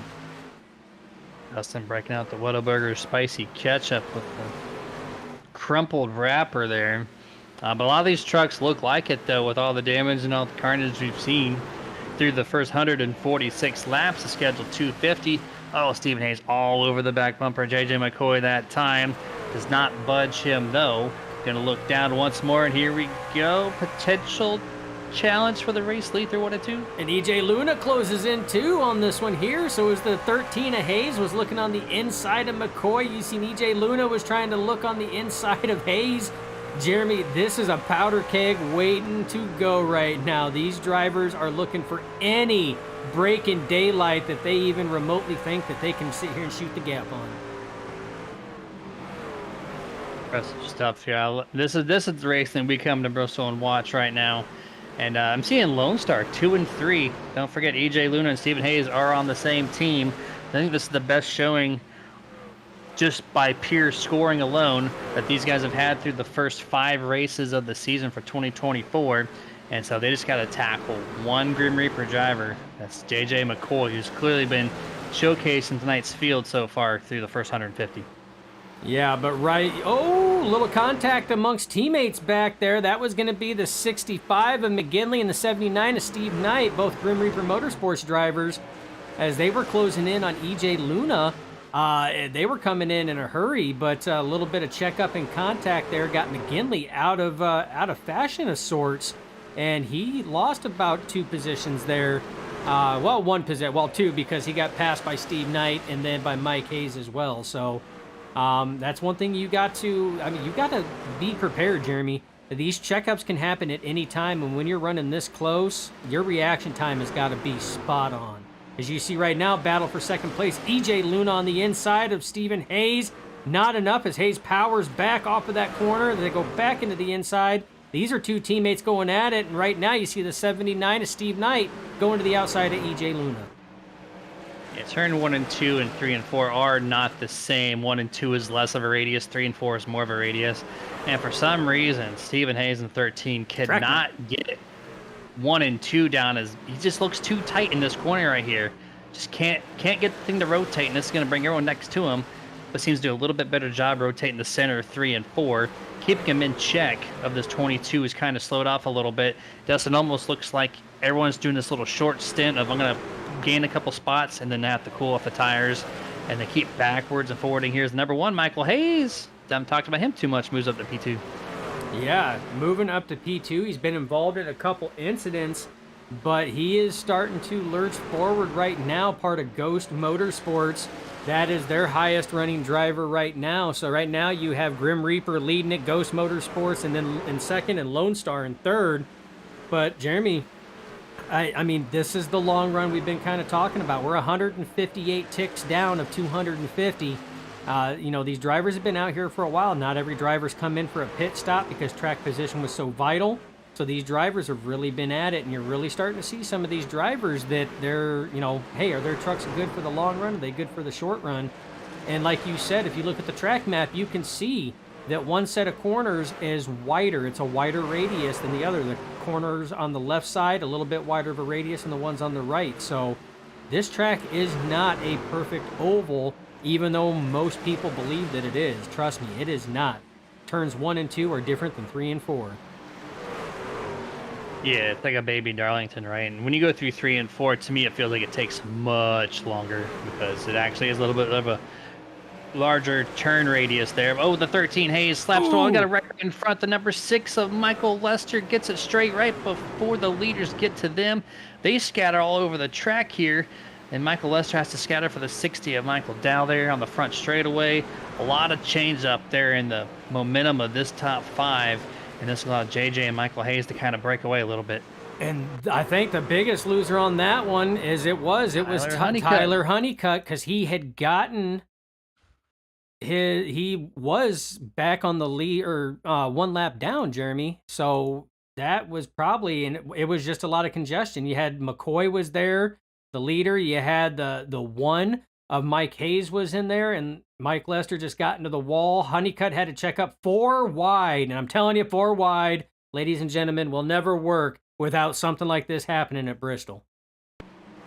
Yeah, what massive congestion that was. And Honeycutt, I mean, going to the number 6 of Lester, you either turn down and you wreck 2 trucks, or you go up and turn or wreck 1 truck. So you're going to wreck someone regardless on that notion. So he chose the outside section that cut off Tyler Honeycutt there. He lost a ton of ground.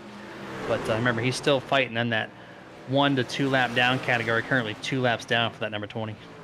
Yeah, he's going to need, what's going to happen is he's going to have a caution at this point, because these leaders they're checking out at this point.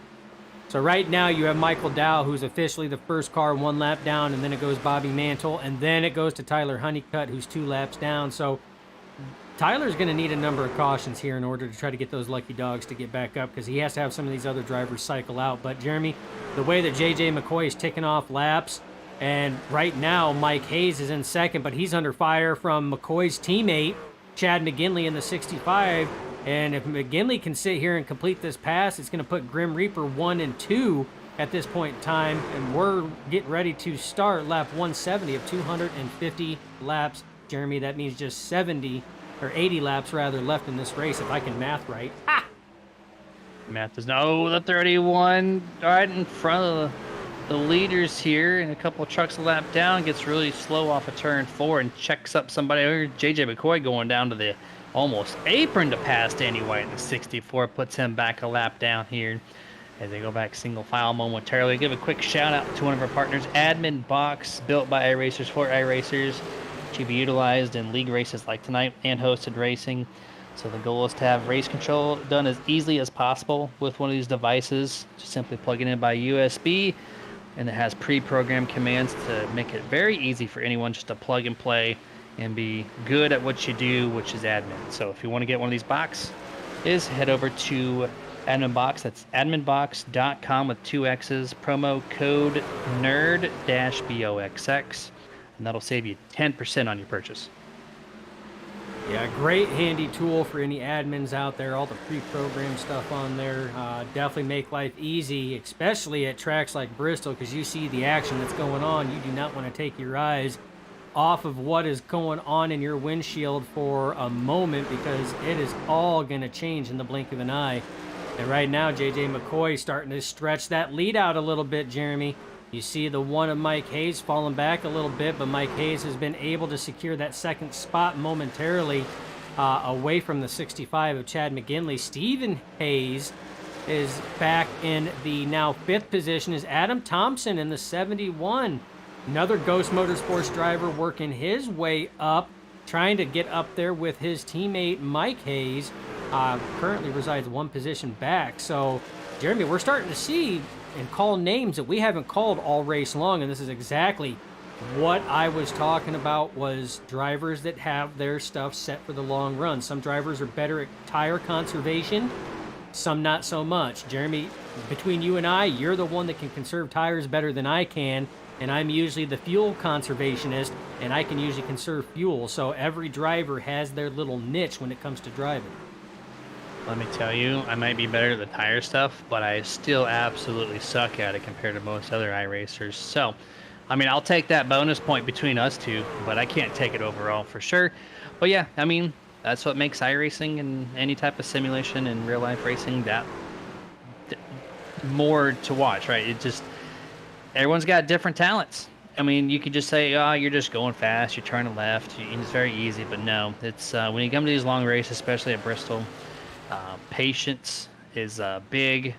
The mental capacity to run 250 laps here alone is big. How to save tires, how to choose which line, how to feel the truck. There's just so many different things that go on other than just turning the wheel left. This is why we all enjoy sim racing. Absolutely. Got to give a shout out to Ron Holmes. Mr. Holmes, he says, I love watching when I should be racing, LOL. Yeah, my man, just found yourself in the wrong place at the wrong time. Not once, not twice. I don't even think 3 times. I think it was 4 times. My math could be off a little bit on that, but Bristol is a tough track, man, and that track gets clogged up in a hurry for sure. As now we have Grim Reaper Motorsports running 1-2, JJ McCoy, and new second place sitter, the 65 of Chad McGinley. So, Jeremy, this raises the question. We have seen this before over the last couple weeks, only the trucks have been flip-flopped. We've seen McGinley out front with McCoy there. Little getting into the wall there. Looks like McCoy tried to react for the 26 down low and shot it just a little too high. But the question is this going to work out and possibly end this way here, or is McGinley going to try to take the win from his teammate here, knowing that McGinley's already got 2 wins on the books? You try to collect all the trophies you can as a racer. You don't want to settle for second, and as much as you should be appreciative and accept second place, when you have an opportunity to win, you still feel depleted a little bit, a little deflated, and unless you're talking to the team and go, you know what, I owe you one, then you let McCoy sit there and take it. But if you're faster and you have over 70 laps left, or 60 laps rather. So if you take that time and just go, you know what, I'm going to follow a line for 60 laps, chances are you're not going to. If it was 10 laps, sure, but 60, if you're faster, you're going to make that pass. And so I would expect these teammates to hash it out still, as they got a little bit of gap now with some lap traffic. It's going to bring this 22 about 5 or 6 truck lengths ahead of his teammate Chad McGinley. Yeah, and those two are just driving away from Mike Hayes, who sits in third. Fourth place is his teammate, the 71, Adam Thompson. Then Stephen Hayes still holding on to a top 5, but he is under fire right now from another Grim Reaper Motorsports driver, the 79 of Steve Knight, is now in 6th. Those two are battling it out for 5th. And then EJ Luna, as you see him creeping in the picture there, is in the 7th spot. And Jeremy, that's all the drivers we have on the lead lap. 7 drivers on the lead lap right now that are currently bidding for that win. And only 3 are in the 1 lap down category, so everybody else is 2 or more back. So Carnage was definitely the story. But remember, don't panic 42.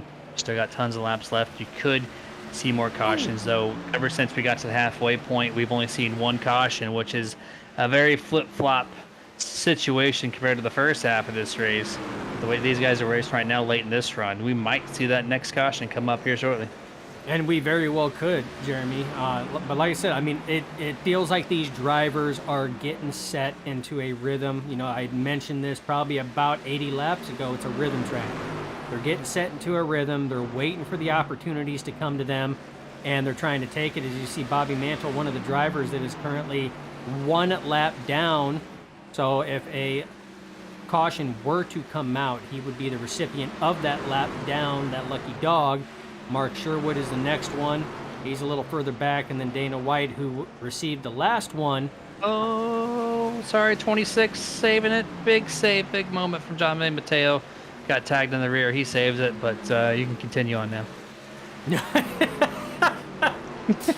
That's all you. I tell you Fine. what, Dave Mateo, he has been struggling tonight. Big time struggling. He's been involved in a couple incidents. Has been involved in a couple saves. He had that one little tangle there with McCoy where he was up in the racing groove. Yeah, might not, probably shouldn't have been there, especially with the leaders going at it. But this is it's Bristol. People pay for the whole track. Sometimes they want to use the whole track. And with Bristol, even if you try to get out of the way, you'll get out of the way for somebody, but you'll end up being in somebody else's way too. Is 3 wide by the 26. Oh, my what? God. Oh my, what is going on here? That was an aggressive move. Let me remind the viewers that are currently watching, this 26 truck is 43 laps down, and we are cutting it 3 wide with some of the guys that are on the lead lap and 1 lap down.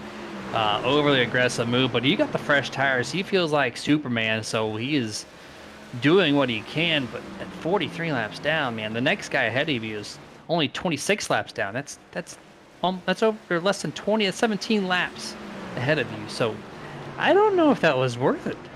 Yeah, I mean, to sit here and potentially wreck somebody else's night, I mean, I get it. You have fresh tires, so you feel like Superman. Whoa! But yeah, it's Bristol is not one of those tracks that you want to try to be aggressive like that, because that track will jump up and bite you. It's not a very big track. There's not a lot of room. You've seen what happened when they even remotely pushed it just slightly wider than 3 wide. It was just a nose in on 4 wide, and you've seen what happened. 3 wide here is still a risky move. I don't know. I'm with you, Jeremy. I don't know if I would try that move, even if I was 1 lap down. I don't know if I would try that move. If I was the driver, I got tagged by someone that was 40 laps down, or not me. Well, I guess you could use me as an example, because I'm pretty cool, calm, and collective overall. And I would not keep my cool if a guy at 40 laps down was like, hey, get out of my way, I'm faster than you. I'm like, So.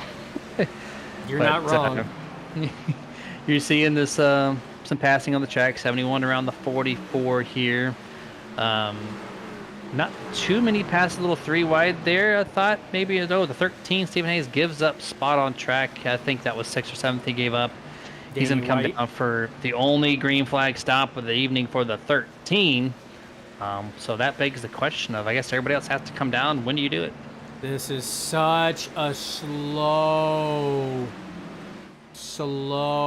pit road. When you see all those cars zinging by you, and you're like, oh my gosh, because here's the thing. Stephen Hayes is going to end up going 2 laps down, and he is going to have to wait for the entire pit cycle to make sure that he does not get trapped 2 laps down. It is a very big risk, but it's something that has to happen, especially if you need fuel, tires, or anything else. But that's still a lot of laps, Jeremy, and a lot of hope that something's not going to happen, especially when you got drivers out there with fresh tires pushing it 3 wide.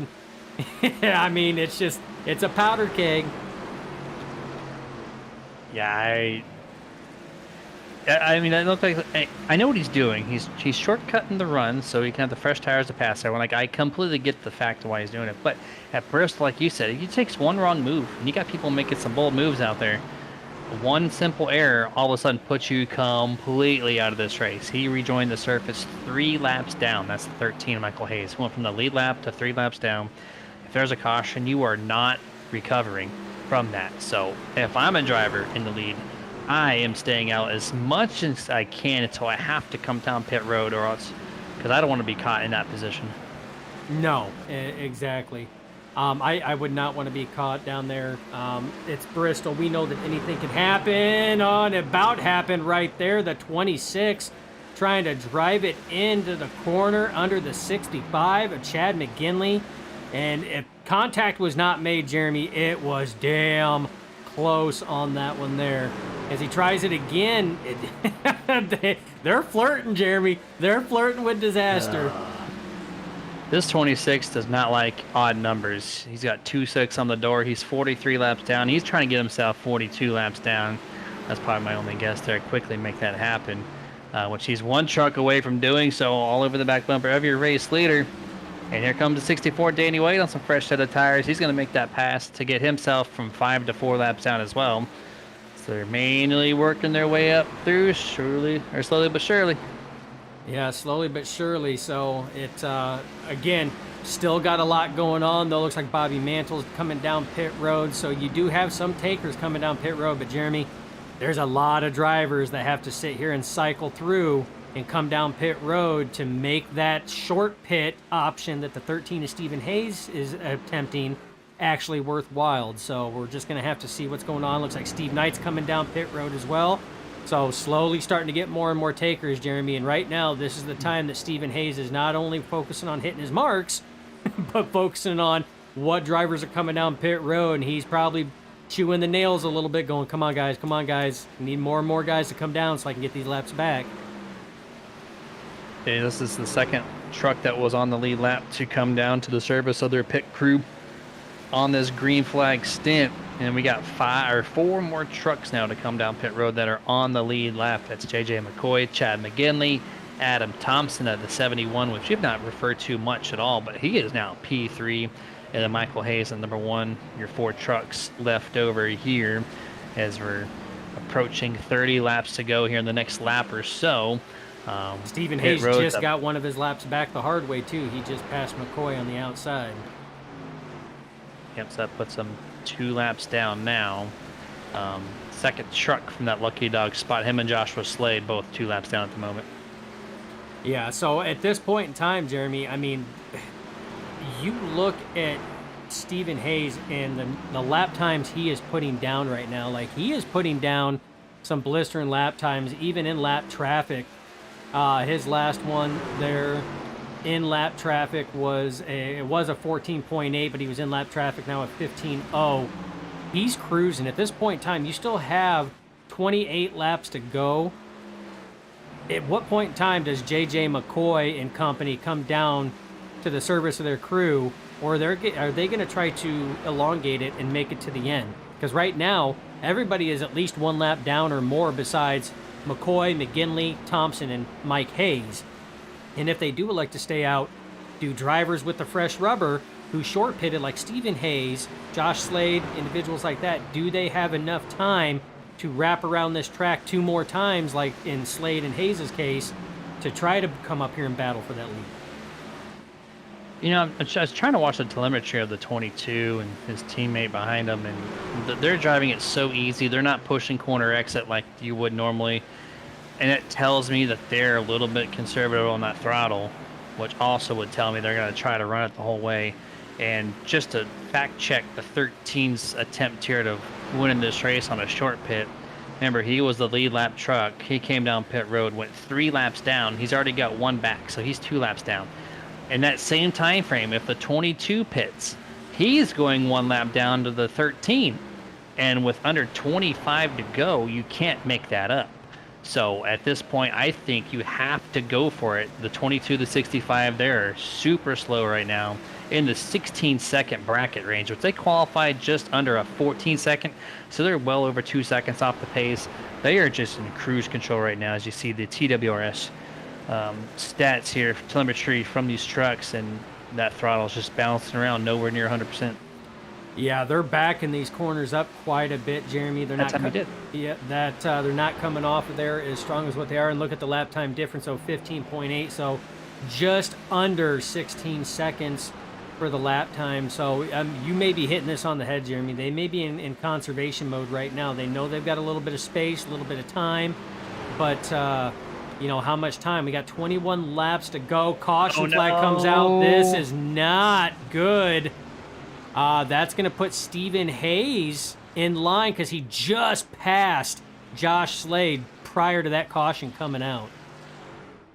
Well, count this race all but done. The 13's attempt is gone unless there's multiple cautions. But yeah, being 1 lap down, this is it. You see the 16, the 12, they get into it. So even if the 13 didn't pass, the 12 was a part of the wreck and would not. No. No, he did make contact. So that's going to take him out of that attempt there of getting your lap back. Oh, Yeah, and that then is sad. Slade right back into the 60 of Dow. Yeah. That just knocked out both of those two, so it's going to end up going to the next driver in line 1-4. of EJ EJ Luna. Luna is going to end up getting that because there was at least some type of X. And right now, here you go. Your lead lap drivers are going to come in. Now, I would expect to say that drivers like Stephen Hayes and company are probably going to stay out to get that wave round, knowing that the lead lap drivers are, and you do see Stephen Hayes stay out. But this is, that all but locks it in, Jeremy, unless there's multiple cautions, which is not out of the question. We've seen that restarts can breed more cautions. So we still got a lot of circuits around this track left. You know, at this point in time, we got, what, about 19? It's possible. Anything's possible at this point. So EJ Luna's going to have fresh tires because he gets the lucky dog, so he's allowed to come down pit road next time by and get those 4 fresh Goodyears. Stephen Hayes will take the wave around. It's going to put him 1 lap down, which is great for him at the moment. But the tire difference, this is going to put EJ Luna, he's not going to be in front of the 13. Actually, he will be in front of the 13 on the restart with fresh tires, so he's going to have the best chance for the lucky dog. And so if there's a caution, there needs to be 2 more for Stephen Hayes to get his cycle back to the lead lap, which you said anything's possible, but will it happen? We don't know. That was a much cleaner first or second half, so we could see caution breed cautions again, or this might run to the green or the checker flag. Who knows? Yeah, it's tough to tell at this point in time, Jeremy. I mean, anything could happen. It's Bristol. I mean, we could sit here and have 3 more cautions before the end of it, and you could have certain drivers come back and like Stephen Hayes and get on the lead lap, and they could come down and get fresh tires with everybody else, and we could have one hell of a race to the end.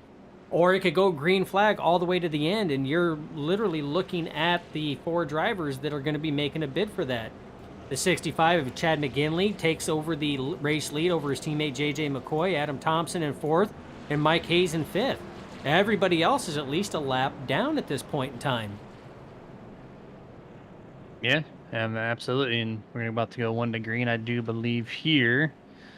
Heck, yep, there we go. Pace lights are out. So 1 more lap, which will resume this race on lap 236. And points leader, 65. You're looking at him. We'll restart this race P1. This man was nowhere near those top 3 for the most part. He was top 5 material, but not top 3. And then about back half of this race started, and then he just came up through the field, and this points leader might pick up his 3rd win all of a sudden if he can contend with the 22. That's if he can contend with the 22, Jeremy. We've seen on the initial starts of runs, the 22 of McCoy has had a very quick piece under him. As green flag does come out, the 65, very comfortable start on that one there. The 22 of McCoy sets in behind, and we've got racing taking off, Jeremy, but it's getting pretty heated back here, right behind third place. Adam Thompson finds himself getting passed by the 79, who gets wicked loose coming off the corner. He is pushing that thing for everything it's got. You can quickly see all the people that are cycling through old tires versus new right now. Trucks all over the place. Looking back at Stephen Hayes here, you see Bradley Miner, Danny White, EJ Luna cycling as they cross the start-finish line here. 13 laps to go in the Don't Panic 42. And JJ McCoy taking a stab at the lead once more on the inside. 65, Chad McGinley has the preferred lane and is going to contend with them, but JJ McCoy holding strong here on the bottom. Yeah, and this is what I was talking about, the 22 of McCoy. He has got a fast piece, especially right out of the gate, right after fresh tires. He slides right up in front of his teammate there, McGinley, and now takes that preferred groove there, that second to hover into that third lane right there. And Jeremy, this is the point right now. I mean, these two have driven away right now. You see Mike Hayes, who's currently residing in third. He's way back there battling with his Ghost Motorsports teammate, Adam Thompson. One on the high side, one on the low side, and it's just bottleneck back here, Jeremy. We got 10 laps to go, and still 9 laps now, and still anything could happen. And this is for podium P3 position, the number 1 and the 71 duking it out here. The only 2 trucks outside your leaders that are on the lead lap. And see Bradley Miner trying to look to the inside of the 71 and Adam Thompson. This is, in particular is not for position. It's the number 1 truck behind the 46 that is for position. So if you're the number 1, Michael Hayes, you're hoping Bradley gets out of the way because he wants a shot at this 71. Yeah, he's that right there is the next goal. That is podium currently held by the 71 of Thompson. Thompson in the preferred groove. You see that Mike Hayes gets a better entry, but that run off is just so hard to compete with on that high side. As you see, Thompson even cuts the corner a little bit to build up and pick up a little bit more speed. So this race is going on. You have the battle for the lead right now, which hasn't not really much of a battle at this point in time. About 3 truck lengths distance separate the 22 of McCoy and the 65 of McGinley. So those two are trying to sort that out a little bit, as it looks like McCoy might be starting to stretch it just ever so slightly. 5 laps to go, Jeremy. 4 rather. 3/10 of a second lead here, up to a 4.5 tenths that last lap. So a 1/10.5 stretched, as you just mentioned.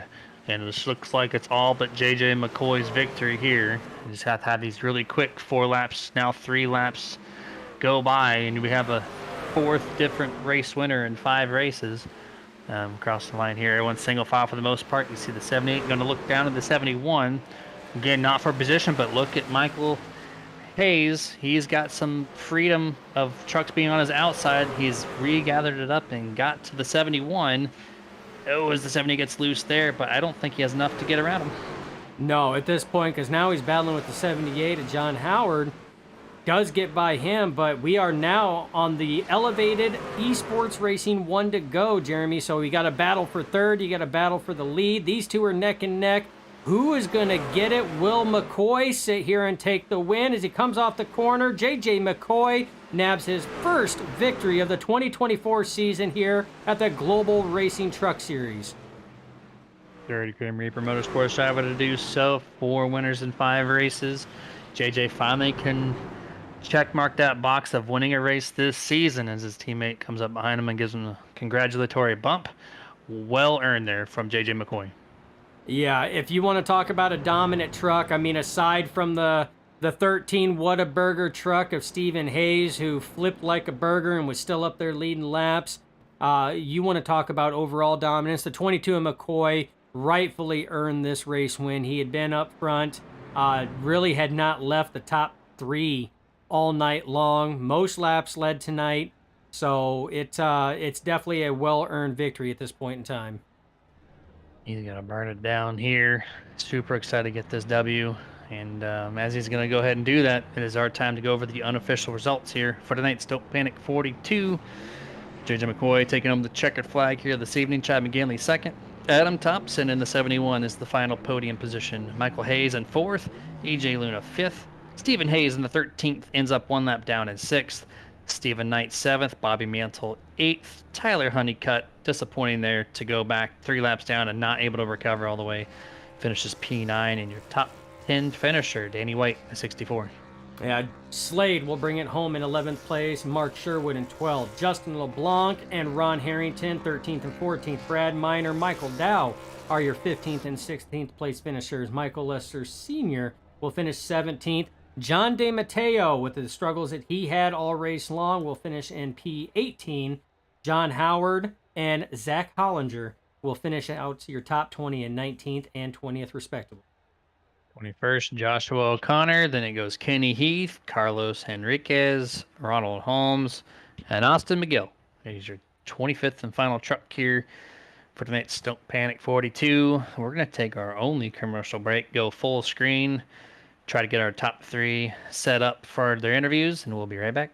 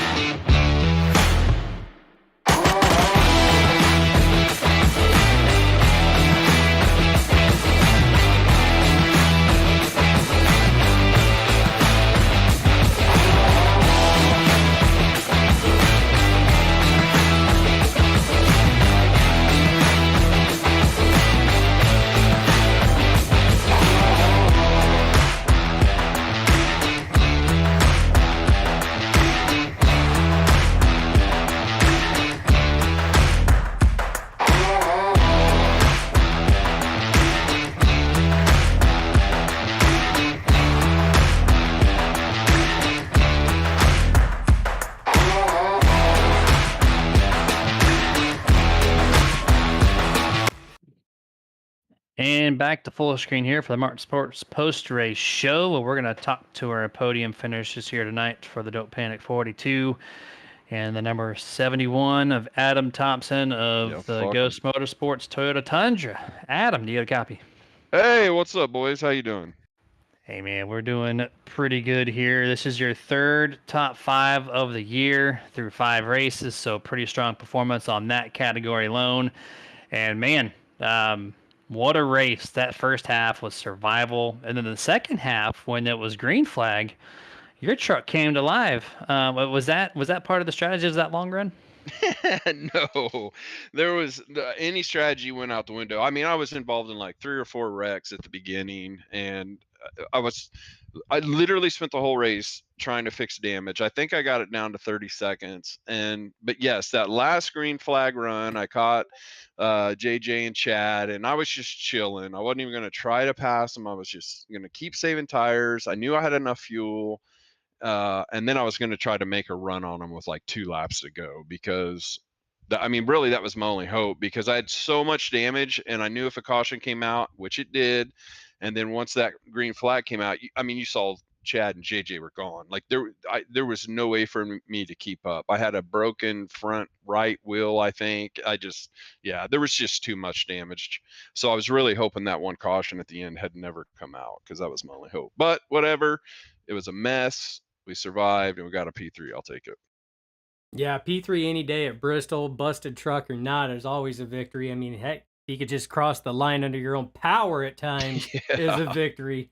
You had a hell of a race there with your teammate there, Mike Hayes. Were you worried at all coming up to those last laps, whether or not he was going to be able to have enough under him to get up there and challenge you for that final podium position or not? No, and only because obviously we're talking in Discord. He was busted up worse than I was, and he could not rotate through the center as well. And he had way more front end damage than I did, and he still had, I think, 3.5 minutes to repair. And so on the straightaways, I was just smoking him. And so in fact, I didn't even try to really race him hard. I was just trying to save tire in case we got another caution with like 2 or 3 laps to go to maybe have something for JJ and Chad. But yeah, no, he wasn't an issue. And I'm not saying that like being arrogant. I mean, he told me, he's like, I'm not going to be able to keep up with you. I'm too busted up. Explains that there. I thought maybe he had a chance, but I thought live traffic also held him back a little bit. But I guess that would do it as well. But man, congratulations on P3. Awesome job on the survival aspect and bringing it home. Floor is yours. Final thoughts before we let you go. Well, first of all, thank you guys for putting on the show and broadcasting it. I talked to one of you through messaging, but the broadcast is literally one of the best broadcasts I've ever heard in my life. I mean, you guys do a stand-up job, and so thank you for that. And thanks to Global for putting all this on, and thanks to Ghost Motorsports for letting me join the team this season. And I appreciate all of you. So thank you. Yeah, that was me you talked to, by the way, Adam. So it's kind of fitting that we talked on Discord and DMs, and then you actually finished podium, so we actually get to talk to you here as well. Yeah, yeah. So, but yeah, Dustin, I'm not kidding. The broadcast is really good. So just keep doing it. Don't change anything. And yeah, you guys do great. Thank you. Appreciate That's that. the Yeah, that's the man behind the scenes. So excellent job there, and Well, appreciate it as well. Yeah, and you said it, Jeremy, like the behind the scenes of a broadcast, like people don't realize what all goes into it, and the work that you have to put in, and then trying to go back and review a caution and document what happens, or what happened during the race. I mean, you guys have your plate full, and people don't realize it. So you really do a good job. I love that feedback, man. Thank you very much. But yeah, we're gonna see if we can't talk to you next week as well, and have a good rest of your night. And we'll see you for Circuit of the Americas. All right, boys. Thank you. Yes, Appreciate it. yes, sir. That was the very appreciative number 71, Adam Thompson, P3 for Ghost Motorsports. Now we're going to bring in Grim Reaper, which is a very familiar scene for these two boys. First one, number 65, points leader, Chad McGinley in the Emerald Transformer, Toyota Tundra from Grim Reaper. Congrats on P2. Thank you. Appreciate it, guys. Yeah, man. 4 out of 5 races, top 5, and points leader. Gonna continue that points lead by strong performance. That front half, I didn't know if you're a top 3 material, to be honest. I didn't see up there too much dicing it up. Maybe just because all the wrecks and just trying to survive it. But that long run kicked in just after the second half kicked over, and your truck came to life, and you and JJ were hashing out pretty good there.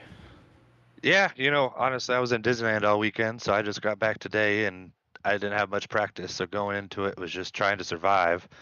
With no tires or, obviously with everything going on in the early stages, I was just kind of cruising, just kind of feeling everything out, seeing what worked, what didn't work, and just tried to play it smart. That way, if someone was coming by, I'd just let them go and kind of just hang out and just watch everything unfold. And with all the cautions and all the good trucks, getting caught up in them, it worked out in my favor.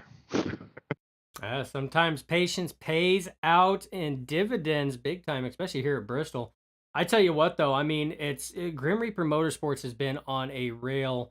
We were talking about it during the broadcast. Hey, is this going to be McCoy's night to get the win, or is the 65 and McGinley going to come up there and take his third for the season or not?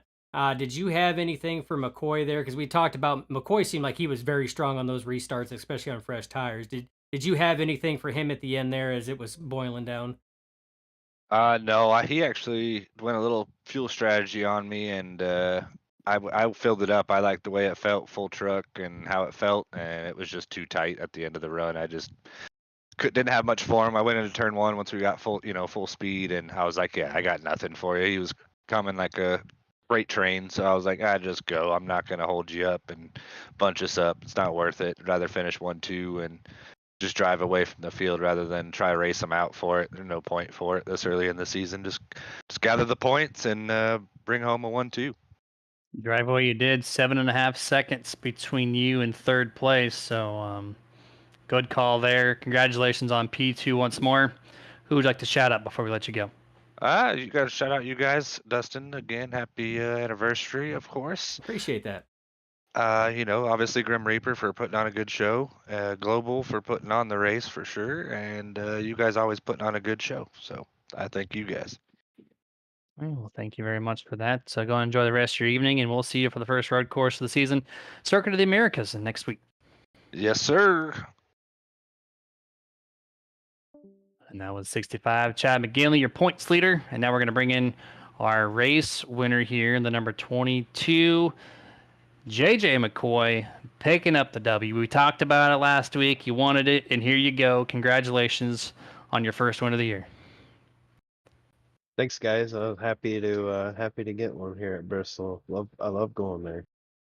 What did it take for you, man? Your truck, it didn't take. You had great restarts. That definitely put you for success. And then it seemed like it took you about 5 or 10 laps to get it going, and then it just really picked up steam. Really untouchable for the most part. I thought maybe Chad had something for you at the end, but you just kept pulling away, pulling away. So, what did you do different compared to everybody else on your team? I think I was maybe just a little bit more patient there. Just trying to conserve my tires. I know Chad and I we did a different fuel strategy at the end there, so I put the truck on a diet and he didn't, and I think that's what did him in. Put the truck on a diet. I love that. It's the best way to say that you took a little less fuel than your teammate. I love it. Congratulations again, JJ. Like I said, I mean, Grim Reaper Motorsports and you and your teammates have been up there since the start of the season. What is in store for not only Grim Reaper Motorsports, but your 22 team for the rest of the season? Because you guys have been on a rail. 4 out of the 5 victories. I mean, you guys are just you're just tearing it up. So, what can we expect for the remainder of this season? You guys are gonna keep having to interview us. I can tell you that, and hopefully here at the end I'll be battling it out with these guys for the championship. I expect at least one yellow spoiler to be in this podium at this point here. 5 races in, it's not been anything but. So congratulations, man, on finally picking up that first W of the season. Final thoughts before we let you go. I'm ready to get back at it, man. I love running these trucks. It's a great time. It's a lot of fun to watching as well. Congratulations again, and we'll see you next week. Thanks, guys. Have a good one. Yes, sir. That was the number 22, JJ McCoy, for the Checkmate Powerboats Toyota Tundra there from Grim Reaper Motorsports. Dust, 10 cautions in the first half. And what was your take from behind the scenes there? Very busy first half of the race, and then it was busy the whole race. So let me break this down because I'm pulling double duty tonight. It was a very busy first half of the race, production wise, and then very busy second half of the race, commentary wise, because the action was just all over the place, but it was clean. It's exactly what I would expect coming to a track like Bristol. It did not disappoint. It never disappoints, really. So I have to give a shout out to the drivers. I mean, even the ones that, may not have had the best of luck, been involved in the wrong places, wrong time, but everybody did a good job, and it was a Bristol race to be expected. I have to give a shout out to Grim Reaper Motorsports because, I mean, I have McGinley sitting here trying to make me blush, telling me happy anniversary. Got to give a shout out to Ghost Motorsports trying to make me blush with Adam Thompson giving us praise. So it's a good group of guys over here, Jeremy. A lot of respect over here, even when the racing's hard. So it was Bristol. What can I say? I love this joint. Yeah, nope. This is one of your favorites. You've talked about it for years and years and even decades. So no surprise that you come here. It makes you just have a little extra pep in your step watching these guys do it. And I love it. And you're going to catch the same thing on Tuesday coming up here from the RSR boys. But we're going to close this thing out. We didn't get a chance to shout out all of our partners verbally, but we have a little replay, or not replay, but a little commercial clip at the end of this. So you guys, we're going to close this thing out. Stay safe. We're going to catch you Tuesday. Till then, stay safe, get your nerd on. This presentation is brought to you in part by Martin Sports.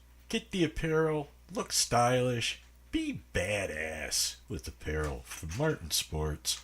martinsports.gg. iRacing iFlag. Must-have flag marshaling system for any aspiring sim racer. Get yours today at iRacingIFlag.com. Boomer button boxes. Total sim control at your fingertips. BoomerButtonBoxes.com. If you race hard, then you need to rock hard. And no station gets you harder than iRock935.com. If you're a collector and that's your game, then Dusty Pete's, that's the name. DustyPete's.com. TWRS. Got the rig? Got the sim? Now get the speed with setups from TeamWatsonRacing.com.